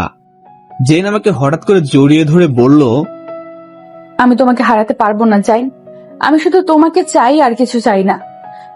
আরে পাগলি, এত মন খারাপ করছে কেন? আমি কি চলে যাচ্ছি কোথাও, নাকি কেউ আমাকে বিয়ে করে পালিয়ে যাচ্ছে? জেরিন বেঁচে থাকতে তোমাকে কেউ বিয়ে তো দূরে থাক, দু চোখ তুলে দেখবে সেই সাহস পাবে না, মনে রেখো। আচ্ছা ঠিক আছে, এখন তো ছাড়ো, সবাই দেখছে তো। উফ, তাতে আমার কি? এখন ছাড়েন ম্যাডাম, রাতে জড়িয়ে ধরে কালকের মতো ঘুমিয়েন কেমন? কি সত্যি? তাহলে চলো। রাতে খাবার খেয়ে রুমে এসে পড়েছি। 12টার পরপরই জেরিন চুপি চুপি এসে হাজির। আজ আবার এসেছো তুমি? তো কি হয়েছে শুনি? কবে যে তোমার জন্য বকা শুনবো কে জানে। জেরিন দরজা লাগিয়ে দিয়ে আমাকে জড়িয়ে ধরে বলল, আজ আমি কোথাও যাব না তোমাকে ছেড়ে, সারা রাত ঘুমাবো এভাবে জড়িয়ে ধরে। ঢং যত সব। ওহো, আজ তো তোমার শাস্তি আছে পাওনা, মনেই ছিল না। না জেরিন, একদম দুষ্টামি করবে না। জেরিন আমাকে বিছানায় ফেলে দিয়ে আমার এক হাত গামছা দিয়ে আর এক হাত ওর ওড়না দিয়ে খাটের দুপাশে বেঁধে দিল। এই, আমাকে বাঁধলে কেন? না, চুপ, একটা কথা বলবে না। কিন্তু এভাবে কেন? চুপ। জেরিন আমার উপর চড়ে বসে এক এক করে ওর শরীর থেকে জামা খুলতে লাগলো। এমন অবস্থা কার সহ্য হয়? জেরিন প্লিজ, এমন করে আমাকে কষ্ট দিও না। এটাই তোমার শাস্তি, দেখো কতক্ষণ সহ্য করতে পারো। এরপর শুরু হলো জেরিনের তাণ্ডব লীলা। উন্মাদের মতো চুমু খেতে শুরু করেছে আমাকে। তাতে আমার অবস্থা শোচনীয়। চুমু খেলেও ভালো হতো, কিন্তু কামড়গুলো কিছুতেই সহ্য করতে পারছি না। উত্তেজনায় রক্ত টকবক করছে আমার। এরপর জেরিন ওর বুকের সাথে আমার মুখটাকে চেপে ধরে বলল, আমার হৃদয়ের আকুলতা কি তুমি বুঝতে পারো না যাই? বেশ পারছি, এখন আমাকে মুক্তি দাও প্লিজ। এত সহজে তোমাকে ছাড়বো না। আমার কষ্ট হচ্ছে নিজেকে সামলাতে জেরিন, প্লিজ। কষ্ট পেতে বলে কে? কোথায় কষ্ট হচ্ছে শুনি? আমার সারা শরীরে। ওলে বাবা লে, তো তোমাকে তা থামিয়ে চমকাবো। আমাকে ছেড়ে দাও না জেরিন। কে শুনে কার কথা? জেরিন আমার সারা শরীরে চুমু খাচ্ছে। ধৈর্য আর উত্তেজনা বাঁধ ভেঙে যাচ্ছে ওর প্রতিটা চুমুর গভীরতায়। জেরিনের নগ্ন বুকটা আমার বুকের সাথে মিলে শক্ত করে জোরে ধরে আছে। এরপর আমার চুলগুলো আঁকড়ে ধরে আমার ঠোঁটগুলো পরম সুখে আবাদ করছে। জেরিন আমার ঠোঁটগুলোতে চুমু খেতে খেতে হাতের বাঁধন খুলে দিল। আমি ছাড়া পেয়ে ওকে জড়িয়ে ধরে বিছানায় ফেলে ওর উপর উঠে ওর প্রতিটা চুমুর পাল্টা জবাব দিচ্ছি এখন। ওর সারা শরীরে চুমু খেলাম। জেরিন পাগলের মতো ছটফট করতেছে। জাইন, আজ তোমার কাছে আমি পরম সুখ চাই। না না, সম্ভব না, ওটা বিয়ের পরে পাবে। না, আমার খুব কষ্ট হচ্ছে, প্লিজ। সেটি হচ্ছে না। আমি চাই। হবে না। আমি তোমাকে পারমিশন দিচ্ছি তো, তাহলে কেন না যাইন? আগে বিয়ে তারপর সব। আমার কথা জেরিন প্রচুর রেগে গেছে, সাথে কষ্ট পেয়েছে। আমাকে ধাক্কা দিয়ে ফেলে দিল জেরিন। আচমকা ধাক্কা দেয়ায় তাল সামলাতে পারেনি। বিছানায় ওর উপর থেকে পড়ে গেলাম। পায়ে আর মাথায় কিছুটা আঘাত পেলাম। জেরিন সেদিকে ভুরুক্ষেপও করলো না। ও জামা কাপড় পরে হনহনে চলে গেল রুমে। ফ্রেশ হয়ে বিছানায় শুয়ে ভাবছি, আমি কি কোনো ভুল করলাম? ওর কথা মতো চলাটা কি ঠিক ছিল? জানি না কাল কি হবে। সকালে উঠে নাস্তা করে অপেক্ষা করছি জেরিনের জন্য, কলেজে যাব বলে। ওর আসতে দেরি হয়। ভেতরে গিয়ে দেখি জেরিন নাই। আন্টিকে জিজ্ঞেস করতে বলল কলেজে গেছে জেরিন। আমি দ্রুত চলে গেলাম কলেজের দিকে। বুঝলাম কষ্ট পেয়েছে অনেক। আমি কলেজে গিয়ে জেরিনকে দেখে ওর পাশে বসতে গেলাম। জেরিন সরে বসে অন্য একজনকে বসালো ওখানে। আমি শেষের বেঞ্চে গিয়ে বসলাম। বুঝলাম ওর রাগ ভাঙাতে হবে। কলেজ শেষে বাসায় আসবো, তখনও গেটে জেরিনের জন্য অপেক্ষা করছি। ও এলে ওর সাথে হাঁটছি। জেরিন, আমাকে এড়িয়ে চলো না প্লিজ, আমার কষ্ট হচ্ছে। চুপ করে থেকো না প্লিজ, কথা বলো। আমার কথাটা একবার শোনো, তারপর যা ভালো মনে হয় তাই করো। তবুও চুপ করে থাকবে, কথা বলবে না। ফাঁকা একটা চিপায় জেরিনকে হাত ধরে পেছনে ঘুরে ওর রাঙা ঠোঁটগুলো আমারটা খুলে নিলাম। জেরিন আমার গালে ঠাস করে দুটো চর বসিয়ে দিল। আমি অবাক হয়ে ওর চোখের দিকে তাকিয়ে আছি। জেরিন আমার সাথে এমনটা করতে পারলো? এত রাগ আমার উপর। ওর হাত দুটো আলগা করে দিলাম। তারপর নিজের মতো করে চলে গেলাম ওর সামনে থেকে। চোখটা ঝাপসা হয়ে গেছে। পানিটুকু মুছে হাঁটতে হাঁটতে চলে এলাম একটা বড় গাছের নিচে। বসে বসে ভাবছি কি এমন অন্যায় করেছি আমি। ওদিকে জেরিন বাসায় গিয়ে খাওয়া শেষ করে ঘুমিয়ে গেছে। আমি আর বাসায় গেলাম না। সময় মতো টিউশনি করাতে চলে গেলাম। তারপর রাত 10টার পর বাসায় গিয়ে চুপচাপ শুয়ে পড়লাম। আন্টি একটু পর এসে বলল, কি হয়েছে বাবা? আজ সারাদিন কই ছিলে? দুপুরে এলে না, আর এত রাত করে কেন এলে? আন্টি, কলেজ শেষে একটা চাকরির জন্য বেরিয়েছিলাম। তারপর টিউশনি করে আসার সময় একটা বন্ধুর সাথে দেখা হলো। কথা বলতে বলতে দেরি হয়ে গেছে। ও আচ্ছা, চলো খেয়ে নাও জলদি। না না আন্টি, আমি আজ খেয়ে এসেছি ওই বন্ধুর সাথে। ও তাহলে শুয়ে পড়ো কেমন? আমি আসছি। আন্টি ফাতেমা? ও খেয়ে ঘুমিয়ে গেছে জেরিনের কাছে। আচ্ছা আচ্ছা আন্টি, আপনিও গিয়ে শুয়ে পড়েন তাহলে। আচ্ছা বাবা। আন্টি চলে গেল। আমিও ফ্রেশ হয়ে ছাদে বসে আছি। ভীষণ কষ্ট হচ্ছে আমার। কাউকে বলতেও পারছি না, সইতেও পারছি না। ভালোবাসা এত কষ্ট কেন হয়? দম বন্ধ হয়ে আসছে। প্রতিটা নিঃশ্বাস এতটা ভারী হয়ে গেছে, আর বুকের বাম পাশে চিনচিন ব্যথা করছে। চোখের পাতাগুলো বৃষ্টি ঝরানোর জন্য যেন আকুল আবেদন করেছে। জানি না কি ভুল করেছি। জেরিন আমাকে ওর নিজের চেয়েও বেশি ভালোবাসে, আর তাকে আমি এত কষ্ট দিলাম। প্রিয় মানুষের থেকে সামান্য পরিমাণ কষ্ট পাহাড় সমান হয়ে হৃদয় ক্ষত বিক্ষত করে। সেখানে এমন পরিস্থিতিতে আমি আমার ভালোবাসাকে অবহেলা করে কষ্ট দিয়েছি। ভুল হলেও ভুল করে আমি আমার জেরিনের কষ্ট মুছে দিব। হ্যাঁ, এটাই ফাইনাল। মনে মনে না সিদ্ধান্ত যখন ফাইনাল করে নিলাম, ততক্ষণে বুঝতে পারলাম কেউ একজন আমার পেছনে। মিষ্টি সুগন্ধি নাকে যেতেই বুঝতে বাকি নেই আমার ভালোবাসা আমার মনের রানী এসেছে। জেরিনকে জড়িয়ে ধরে বললাম, জেরিন, আমাকে তুমি ক্ষমা করে দাও। আমি ইচ্ছে করে তোমাকে কষ্ট দিতে চাইনি। আমার কাছে তোমার ইচ্ছে সব, আর কখনো তোমার মনের বিরুদ্ধে গিয়ে তোমাকে কষ্ট দিব না। জাইন, তুমি আমাকে ক্ষমা করে দাও। আমি তোমার গায়ে হাত তুলে অনেক বড় অন্যায় করে ফেলেছি।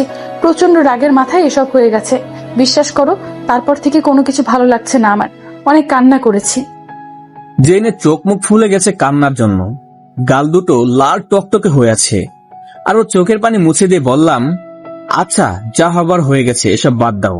কিন্তু তোমার ফর্সা নাকটা কেমন টমেটোর মতো হয়ে গেছে। আমার নাক টমেটোর মতো? তাই তো দেখছি। দেখো, কাল থেকে অনেক কষ্ট দিছো, এখন ঝগড়া করতে মন চাচ্ছে না আমার। কষ্ট তো তুমিও পেয়েছো, আমিও পেয়েছি। এখন সব কষ্ট দূর হয়ে যাবে।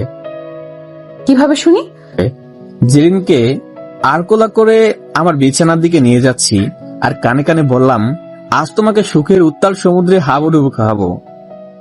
সত্যি নাকি কালকের মতো ঢপ দিচ্ছ? সত্যি সত্যি সত্যি। যা, আমার বুঝি শরম নাই? থাক, হইছে। কত লজ্জা শরম আছে তা তো ভালো করে জানি। জেরিনকে বিছানায় ফেলে ওর সব কষ্টগুলোকে চুমুর প্রতিদানে মোছার চেষ্টা করছি। আজ আর কোনো বাধা দিব না। আমি জেরিনকে সুখী আর হাসি মুখে দেখতে চাই। অতঃপর দুজনে হারিয়ে গেলাম গভীর প্রণয় লীলায়। ঘন্টা দুয়েক পর জেরিন আমার নগ্ন বুকের উপর মাথা রেখে জড়িয়ে ধরে শুয়ে আছে। আমি ওর খোলা পিঠে হাত বুলাচ্ছি। জেরিন, আজ থেকে আমার উপর তোমার সমস্ত কন্ট্রোল থাকবে। মনে থাকবে তো তোমার?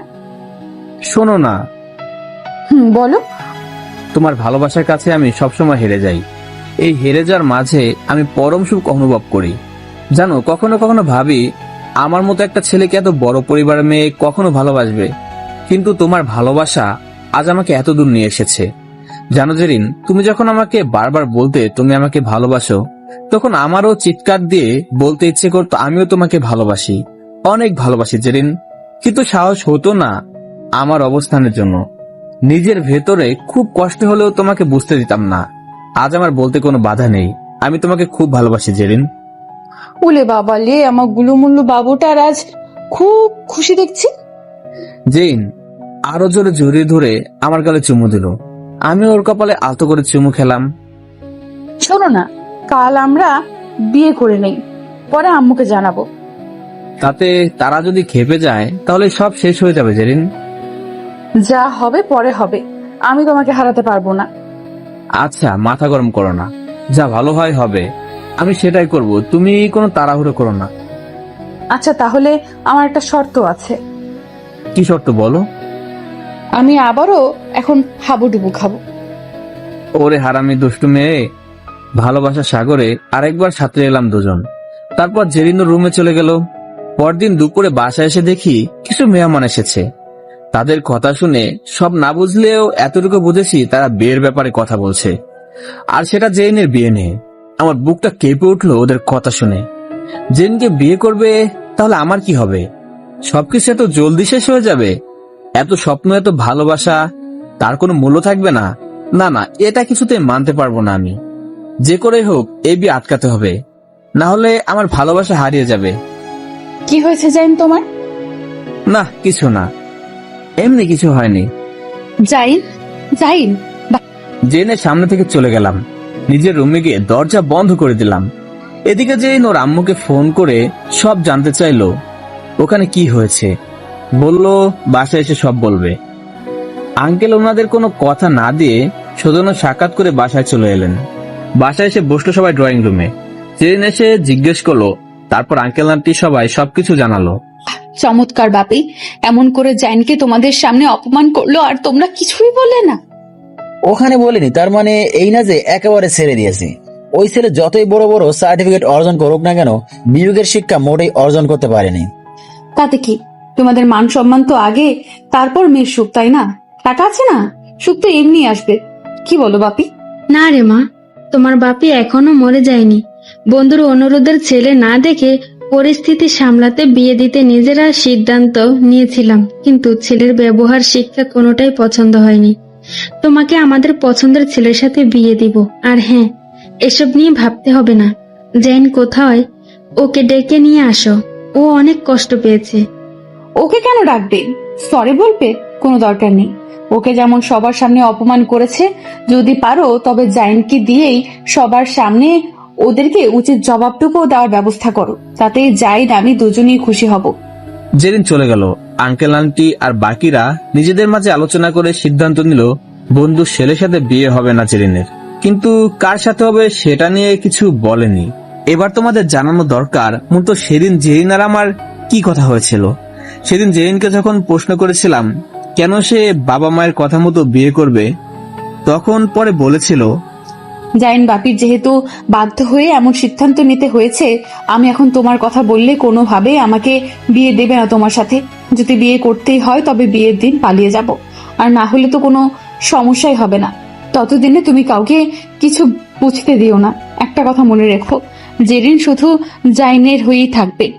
তো সেই কথা মতো কাউকে বুঝতে দেয়নি আমার ভেতরে কি চলছে, কিন্তু জেরিনকে হারানোর ভয়টা খুব বেশি হচ্ছিল, যার দরুন বুক ফেটে কান্না আসছিল। জেরিন আমার রুমের সামনে এসে দরজায় টোকা দিল। জাইন, দরজা খুলো। আমি দরজা খুলে দিলাম। চোখে এখনো পানি।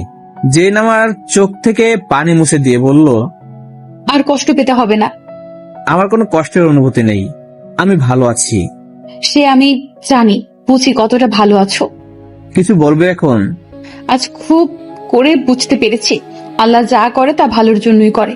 দেখো, আজ যদি তুমি ওখানে না যেতে, ওরা তোমার সাথে খারাপ ব্যবহার না করতো, তাহলে এই বিয়েটা ভাঙা খুব কষ্ট হয়ে যেত। আর পরে আমরা পালিয়ে বিয়ে করলে তাতে বাপি আম্মুও খুব কষ্ট পেত। আজ এই কষ্টটুকু পেয়েছো বলেই সবাই সত্যিটা জানতে পেরেছে, আর তুমিও আমাকে হারাবার চিন্তা থেকে মুক্ত হয়েছো। প্লিজ জাইন, আর মন খারাপ করো না। এই কদিন আমিও নিচের সাথে অনেক লড়েছি, ক্লান্ত হয়ে গেছে আমার মনটা। কাল নতুন বছর শুরু হবে, আজ রাতে আমরা সবাই পুরনো এই বছরটাকে আনন্দের সাথে বিদায় দিই। সব দুঃখ, কষ্ট, আর্তনাদ, রাগ, অভিমান সবকিছু ভুলে গিয়ে নতুন করে নতুন বছরটা শুরু করি। যা পাইনি, যা হারিয়েছি সব নিয়ে মন খারাপ না করে নতুন করে স্বপ্ন সাজাই। বলো, রাখবে না আমার কথা, তোমার জেরিনের কথা? জেনকে খুব ভালোবাসি, তাই ওর ভালোবাসায় মাখানো কথা কি করে ফেলে দেব। খুব আপন করে জড়িয়ে নিলাম আমার বুকে। দুজনের চোখে ভালোবাসার অশ্রু ঝরছিল। ভালোবাসার মানুষকে পাবার জন্য কতটা পরিশ্রম, কষ্ট, কাঠখড় পোহাতে হয় তা শুধু সেই প্রেমিকগুলো জানে। জেনকে বললাম, আমি কখনোই আমার জন্য কিছু চাই না। যদি সম্ভব হয় তাহলে কিছু টাকা নাও তোমার বাপের থেকে, তারপর চলো আমরা কিছু পথ শিশুদের খাবার কিনে দেই, আর পারলে কিছু শীতার্ত মানুষের জন্য শীতের জামা কিনে দেই। আমাদের সমাজে যারা বিত্তবান শ্রেণীর মানুষ, তারা একটু চেষ্টা বা সদিচ্ছা প্রকাশ করলেই আমার মনে হয় আমাদের দেশের অসহায় দুস্থ মানুষের সংখ্যা একেবারে কমে যেত। প্রতি বছর সবাই যদি গড়ে 5টা পরিবারকে তাদের মুনাফা থেকে কিছু পরিমাণ টাকা সাহায্য করত, তবে এত মানুষ ঘর ছাড়া বাইরে কষ্ট করে রাত কাটাতো না। এছাড়াও আমাদের নিজেদেরও প্রতিদিন কত টাকা এদিক সেদিক বা বেহুদা কাজে খরচ করছি। তার থেকে কিছু টাকা দিয়ে যদি কোনো ক্ষুধার্ত পথ শিশুদের খাবার কিনে দেই, তবে তারা অনাহারে থাকতো না। শুধু নিজেদের একটু সচেতনতা আর তাদেরকে ভালোবাসার আগ্রহ মন থেকে এলেই সমাজটা আরো সুন্দর হতো। জেন আমার কথা শুনে খুব খুশি হলো। তারপর ওর বাবাকে গিয়ে বলল, বাপি, আমার একটা কথা ছিল। বলো মামনি।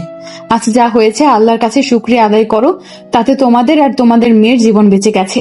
এই জন্য আর কাল নতুন বছর শুরু হবে, সেই উপলক্ষে আমি আর জাইন কিছু পথ শিশু আর অসহায় মানুষদের সাহায্য করতে চাই। আলহামদুলিল্লাহ, এটা তো খুব ভালো কথা। তো এবার কিছু টাকা দাও জলদি। কত টাকা লাগবে? তোমার বিবেক যা বলে তাই দাও। জেরিনের বাবা তার রুম থেকে 1000 টাকার দুটো বান্ডিল ধরিয়ে দিয়ে বলল, এখানে যা আছে তার সবটুকুই খরচ করে এসো, প্রয়োজন হলে বলো, আমি অ্যাকাউন্টে দিয়ে দেবো। আচ্ছা বাপি, আমি জাইন আর ফাতেমা যাচ্ছি, রাতে কথা বলবো। অতঃপর 3 জন বের হয়ে আগে শপিং করলাম নির্দিষ্ট মানুষের হিসাব করে। তারপর সেগুলো গিয়ে গাড়িতে তুলে বিভিন্ন জায়গায় ঘুরে ঘুরে বিলিয়ে দিলাম। সবাই খুশি হয়ে মাথায় হাত রেখে জেরিনকে দোয়া করলো। আমিও মনে মনে খুব খুশি হলাম। এক সময় আমিও কারো এমন সাহায্যের জন্য অপেক্ষা করতাম। তখন যদি জেরিনের সাথে পরিচয় হতো, তবে মায়ের চিকিৎসার জন্য খরচটা হয়তো ব্যবস্থা করতে পারতাম। তাহলে কাল নতুন বছরে মায়ের হাতে রান্না খেতে পারতাম। আনমনে ভাবছিলাম কথাগুলো, তখনই চোখটা ঝাপসা হয়ে গেছে। অসহায় মানুষের সাহায্য করে যতটা খুশি লাগে তা 1000 টাকা রেস্টুরেন্টে গিয়ে খেলেও তত খুশি আর তৃপ্তি লাগে না। ভালো লাগছে এটা ভেবে যে আজ আমাদের জন্য কয়েকটি মানুষ শান্তির নিঃশ্বাস ফেলবে, হোক সেটা যতটুকু বা অল্প। ঘুরতে ঘুরতে বেশ রাত হয়ে গেছে। 10টার দিকে বাসায় ফিরে এলাম। ততক্ষণে ফাতেমা ঘুমিয়ে গেছে। ওকে বাইরে থেকে খাইয়ে দিয়েছে জেরিন। বাসায় গিয়ে ফাতেমাকে জেরিনের বিছানায় রেখে আমি আঙ্কেল আন্টিকে বলে রুমে চলে আসবো। তখন জেরিন কেমন একটা দুষ্ট হাসি আর চোখ মেরে কি জানি ইশারা দিল। আমি না বোঝার ভান করে রুমে চলে এলাম।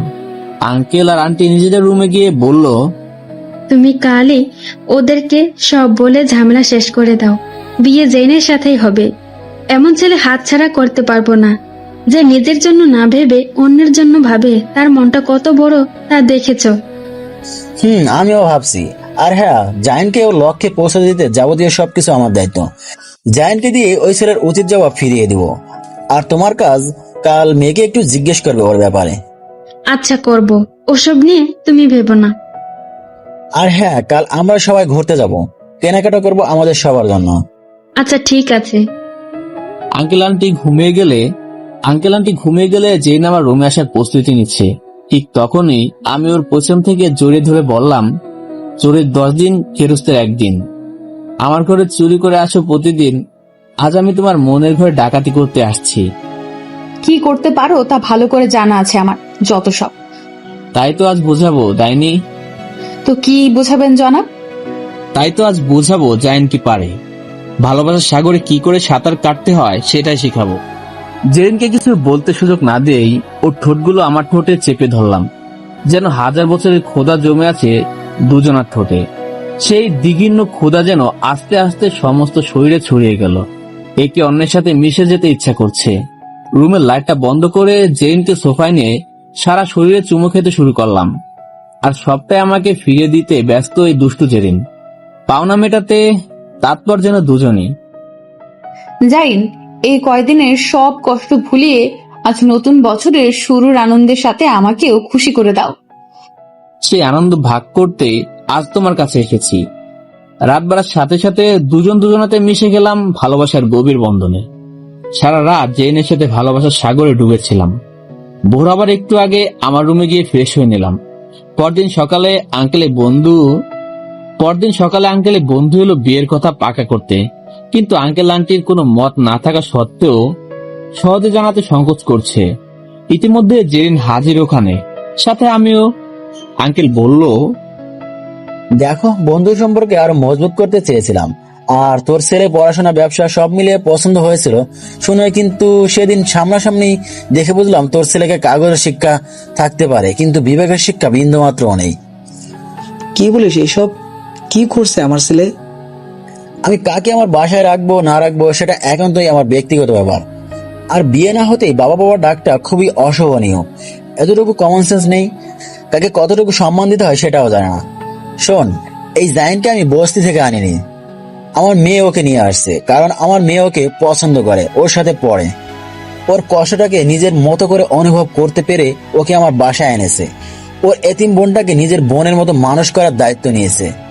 সেই ছেলেকে নিজের পরিবারে এমন একজন মনে করি, আর ওকেই তোর ছেলে অপমান করলো। শোন, পোশাকে মানুষের ছোট বড় যাচাই করতে নেই, তার ব্যবহার মন মানসিকতা দেখে বিচার করতে হয়। সেটা তোর ছেলেকে বোঝাস। আমাকে ক্ষমা করে দিস, তোর উপকার সারা জীবন মনে রাখবো। দোস্ত, আমার ছেলের পক্ষ থেকে আমি ক্ষমা চাচ্ছি, কিন্তু বিয়েটা ভেঙে দিস না প্লিজ। আমার ছেলেটা জানি কি করে বসে। কিছু করার নাই, আমার মেয়ের সুখ আমি নষ্ট করতে পারবো না। আর আরেকটা কথা শুনে রাখ, সবার সামনে বলি, তোরা যে ছেলেকে অপমান করেছিস, আমার মেয়ের বিয়ে সেই ছেলের সাথে দিব। আঙ্কেলের কথা শুনে রীতিমতো অবাক হয়ে গেলাম। উনি কি রাগের মাথায় এমন বলছে, নাকি বন্ধুকে এড়ানোর জন্য এমন বলছে, কিছু বুঝতে পারছি না। তারপর আঙ্কেল বলল, আমরা নিজেরা ঠিক করে রেখেছিলাম জাইনের সাথে বিয়ে দিব। জেনের ঠিক তার পরের দিনই তুই এসে জানিয়েছিস। মনের বিরুদ্ধে গিয়ে তোর কথায় রাজি হয়েছিলাম, কিন্তু আল্লাহ যা করে তা ভালোর জন্যই করে। যাই হোক, তুই এখন আসতে পারিস, মেয়ের বিয়েতে দাওয়াত পেয়ে যাবি সময় মতো। আঙ্কেলের কথা শুনে তার বন্ধু ভাঙ্গা মন নিয়ে বিষণ্ণ চেহারায় বাড়ি ত্যাগ করলেন। জেরিন ওর আম্মুর বুকে লজ্জায় মাথা লুকালো। আমি হা করে দাঁড়িয়ে আছি। জেনকে ডেকে বললেন, আঙ্কেল, মামনি, আমরা যে সিদ্ধান্ত নিয়েছিলাম তা তোমাকে না জানিয়েই, সেজন্য সরি। জাইনকে বিয়ে করতে তোমার কোনো সমস্যা নেই তো? জেরিন ওর আম্মুর কানে কানে বলল, আম্মু, আমি জাইনকে খুব ভালোবাসি, তুমি বাপিকে বলে দাও। জেরিনের আম্মু বলল, আলহামদুলিল্লাহ, তোমার মেয়ে রাজি। আলহামদুলিল্লাহ, তাহলে আর বাধা কিসের? আঙ্কেল এবার আমাকে ডেকে বললেন, বাবা জাইন, আমি জানি তুমি এমন ছেলে নাও যে আমাদের কথার বাইরে যাবে, তাই বলছিলাম কে কি বললো সেসবে কখনো কান দিও না। আমার মেয়ে যদি তোমাকে পেয়ে খুশি থাকে তবে আমি ওর বাবা হয়ে ওর সুখটাকেই বেশি প্রাধান্য দেব, কারণ সংসার করবে তোমরা দুজন। সারা জীবন যার সাথে থাকতে হবে সে যদি মনের মতো না হয় তবে সারা জীবন চোখের পানিতে ভাসতে হবে। টাকার পিছে দৌড়ে সারা জীবন পার করতে পারলে মনের সুখটাকে কেউ কিনতে পারবে না। আর আমি আমার মেয়ের সুখের জন্য যদি কিছু করতেই না পারি তবে কি লাভ এত টাকা পয়সা ব্যাংকে ব্যবসা বাড়িয়ে? আমার মেয়ের জামাই হিসেবে আমার যা কিছু আছে সেসব আজ থেকে তোমার। আমার ব্যবসা বাণিজ্য যাবতীয় সবকিছু তুমি নিজের মতো করে দেখাশোনা করবে। আজ থেকে তুমি এতিম নও, তুমি আর 10 জনের মতো একজন। আমি শুধু আমার মেয়েকে হাসি মুখে দেখতে চাই। আঙ্কেল আমার কিছু কথা আছে। হ্যাঁ বলো। আপনার টাকা পয়সা, জমি জমা, ব্যবসা এসবের কোনো কিছু আমার দরকার নেই। আমি শুধু জেরিনকে চাই, ওকে নিয়ে সারা জীবন একসাথে থাকতে চাই, যেখানে শুধু ভালোবাসা থাকবে। আমাদের পড়াশোনা শেষ হলে আপনার অফিসে ছোট একটা চাকরি দিলেও আমার কোনো আফসোস থাকবে না। আমি নিজ থেকে কিছু করতে চাই। আপনার কষ্টের টাকা আমি সহজে খরচ করতে চাই না। কখনো খুব দরকার হলে তখন সাপোর্ট দিন। কেউ যাতে বলতে না পারে আপনি আপনার জামাইকে কিছু না দিলে আমি কখনোই উঠতে পারতাম না। তাই আমি এবং আপনি কেউ যাতে সমাজে কারো কাছে ছোট না হই। আমাকে শুধু কিছু বছর সময় দিন। আমার বোনও আপনাদের মতো পরিবারের একজন হয়ে বড় হবে। ওর জন্য ভাই হিসেবে কিছু করা দরকার। আমি সারা জীবন আপনাদের কাছে চিরকৃতজ্ঞ থাকবো। আমি জানি বাবা তুমি এমনটাই বলবে, আর এজন্যই আমরা সিদ্ধান্ত নিয়েছিলাম তুমি একমাত্র পারফেক্ট আমার মেয়ের জন্য। কিন্তু যত জলদি সম্ভব তোমাদের বিয়েটা করিয়ে দেব, তাতে অনেক সমস্যা থেকে নিস্তার পাবো। আমি আর কোনো ঝামেলা চাই না। আপনি যেটা ভালো মনে করেন আঙ্কেল। জেনুর আম্মুর আঁচলের নিচ থেকে আমার দিকে তাকিয়ে চোখ মেরে আবার মুখ লুকালো। তারপর আমি ওখান থেকে চলে গেলাম। জেনুর আম্মুকে বলল, তোমরা আমাকে একবার বললেও না।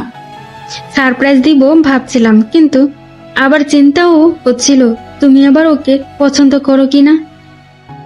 আম্মু, একটা ছেলেকে ওর নিজ জায়গা থেকে আমার বাসায় এনে সকল সুযোগ সুবিধার মধ্যে রেখেছি, কেন এটাও কি বুঝলে না? কাউকে ভালো না বাসলে কেউ কারোর জন্য এত সব করে। এজন্য তো আমি তোমার বাপিকে বলেছিলাম জেনের সাথে বিয়ে দিতে। না হলে তোমার বাপের যে বুদ্ধি, তাতে আর তোমার বিয়ে ওর সাথে হতো না। কিন্তু তোমরা যখন ওই ছেলের সাথে আমার বিয়ে ঠিক করেছো, এটা শুনে ভেবেছিলাম বিয়ের দিন জাইনের সাথে পালিয়ে যাব, তবু ওকে বিয়ে করব না। আসলে মামনি, প্রতিটা বাবারই উচিত বিয়ের সময় তার মেয়ের মতামতকে প্রাধান্য দেওয়া। না হলে মেয়ের জন্য সুখ কিনতে গিয়ে টাকার মোড়ানো কষ্টকে কিনতে হয়।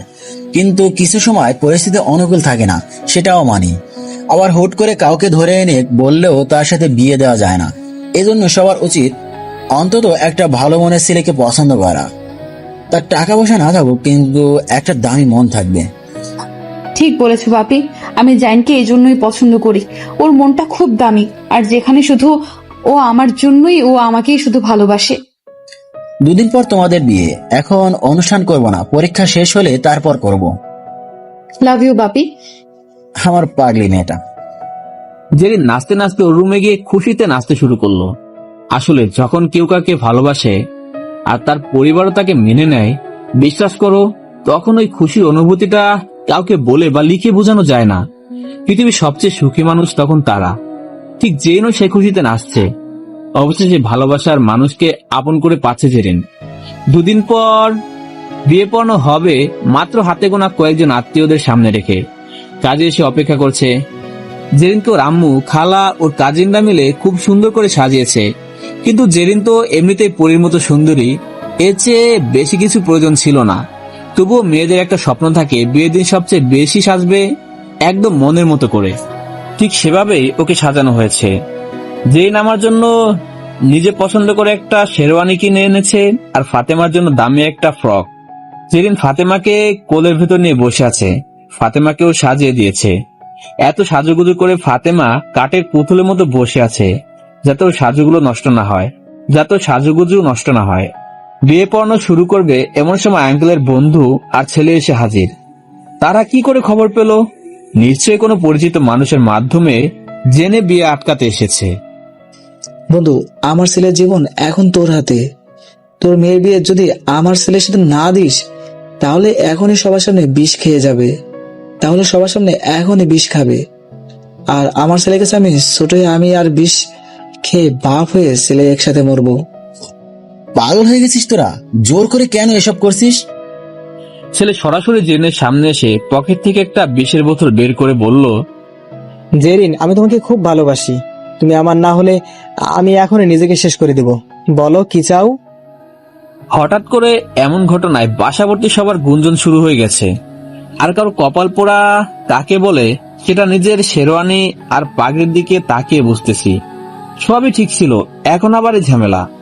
এতদিন যা কিছু কারণ দেখিয়ে পার হয়েছে সবাই, কিন্তু এখন একমাত্র আল্লাহ পারে জেরিন আর আমার বিয়েতে কোনো বাধা না রাখতে। আল্লাহ আমাকে পথ দেখাও। আঙ্কেল আন্টি আর বাকিরা সবাই মিলে বোঝানোর চেষ্টা করছে, কিন্তু সবাই ব্যর্থ। ঠিক তখন জেরিন উঠে দাঁড়ালো, তারপর ছেলেকে বলল, কি বললেন আপনি?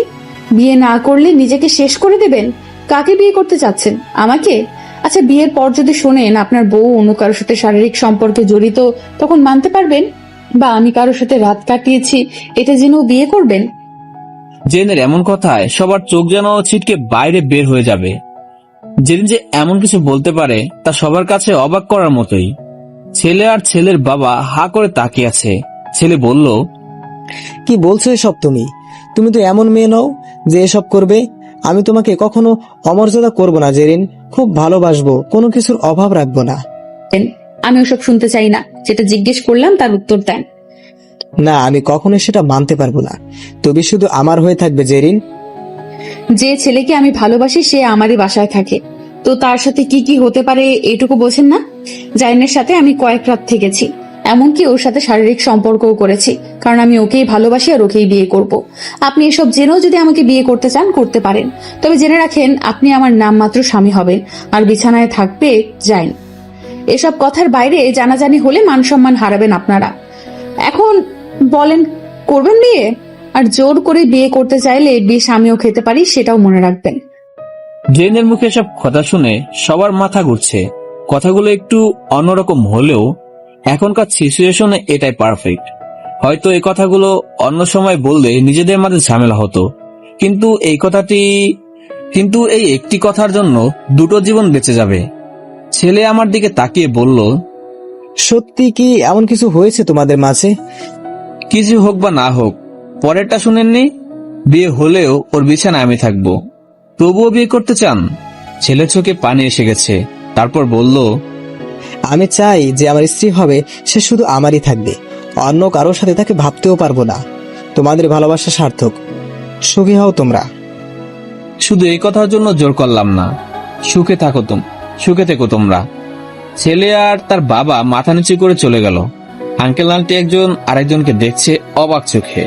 তারপর কাজী বিয়ে পড়ানো শুরু করলো। সব ঠিকঠাক মতো হয়ে গেল। জেনের আম্মু জেনকে পাশের রুমে নিয়ে জিজ্ঞেস করলো, মামনি, সত্যি কি তুমি এমন কিছু করেছো? আরে না, ওটা তো ওনাদেরকে বোঝানোর জন্য বলেছি। তুমি কি জানো না তোমার মেয়ে কেমন?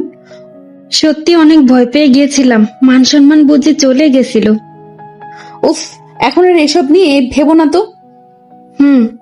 মামনি, তুমি রুমে যাও, আমি জেনকে বলে পাঠিয়ে দিচ্ছি। একটু জলদি করো আম্মু। যা শয়তান। আজ আর রাগ করো না আম্মু, মেয়ের বিয়ে হয়ে গেছে। বুঝেছি। আমার স্টুডেন্টরা বলল, ভাইয়া না থুক্কু, দুলাভাই কনগ্রাচুলেশন। আজ থেকে কিন্তু দুলাভাই বলে ডাকবো। আর হ্যাঁ, আপুকে কষ্ট দিলে কিন্তু খবর আছে।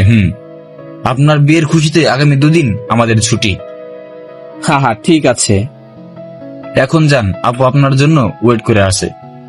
হ্যাঁ আচ্ছা ঠিক আছে। আচ্ছা আসছি আমি শালিকা। অবশেষে বাসা ঘরে প্রবেশ করলাম। জীবনের নতুন অধ্যায় শুরু হলো। যেদিন ঘোমটা দিয়ে বসে আছে, আমি ওর পাশে বসে ওর ঘোমটা সরিয়ে বললাম, আর লজ্জা পেয়ে লজ্জাপতি সাজতে হবে না ম্যাডাম। সবার সামনে যা বললে তাতে আমি মাটিতে তুলে যাচ্ছিলাম। এই কথাগুলো না বললে বিয়ে আটকাতে পারতে তুমি। ভাগ্যিস সেদিন আল্লাহ যা করে ভালোর জন্যই করে। আজ থেকে আমি তোমার, তুমি আমার, আর কোনো বাধা নেই আমাদের মাঝে। পরিবারের দোয়া ছাড়া কেউ কখনো সুখী হতে পারে না। আমরা পালিয়ে বিয়ে করলে হয়তো বাবা মা কষ্ট পেত, তাই এখন সবার দোয়া আমাদের জীবন যেন সুখের হয়, এটাই চাই। আমার বাবা মা বেঁচে থাকলে আজ অনেক খুশি হতো। চলো না মায়ের দোয়া নিয়ে আসি। চলো। আমি জেরিনকে নিয়ে ছাদে চলে গেলাম। আমার রুম থেকে মায়ের ছবিটাও নিলাম। তারপর ছবিটাকে সামনে ধরে বললাম, ও মা, মাগো দেখো তোমার জাইন আজ বিয়ে করেছে মা। তোমার ফুটফুটে সুন্দরী একটা বৌমা হয়েছে। আজ তুমি থাকলে তোমাকে সালাম করতাম দুজন। ও মা, আমাদের জন্য দোয়া করবে না? কথাগুলো বলতে বলতে চোখে পানি এসে গেছে আমার। জেরিন পানি মুছে দিয়ে বলল, মন খারাপ করো না, আম্মু আমাদের উপর থেকে দেখছে আর মন ভরে দোয়া করছে।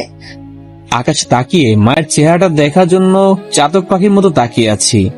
হয়তো মা দূর থেকে দেখছে তার ছেলে আর বউকে। দূরের একটা তারার ঝলকানিতে মনটা খুশিতে ভরে গেল। হয়তো মা কোনো ইশারা দিল। অবুজ মনটা সান্ত্বনা পেল আমার। জেরিন বলল, শোনো না, ফাতেমা যতদিন সাবালিকা না হবে ততদিন আমরা বেবি নিব না, কেমন? ও বড় হোক তারপর নিব। জেরিনকে জড়িয়ে ধরে ওর কপালে চুমু খেলাম। বললাম, সত্যি আমি খুব ভাগ্যবান তোমাকে পেয়ে। কিন্তু এত সহজে তো তোমাকে মাফ করব না বরমশাই। বলো কি চাও? রিক্সাওয়ালার প্রেমে পড়েছি, তাকে বিয়েও করলাম। তাই কাল আমাকে সারা শহর ঘুরাবে তোমার রিক্সায় উঠিয়ে। আমি বউয়ের সাথে থাকবো আর তুমি সেই আগের বেশে। আচ্ছা ঠিক আছে, ঘোরাবো তোমাকে। তাহলে রিক্সাওয়ালার প্রেমটা সার্থক হয়েছে, তাই না? 100-তে 100।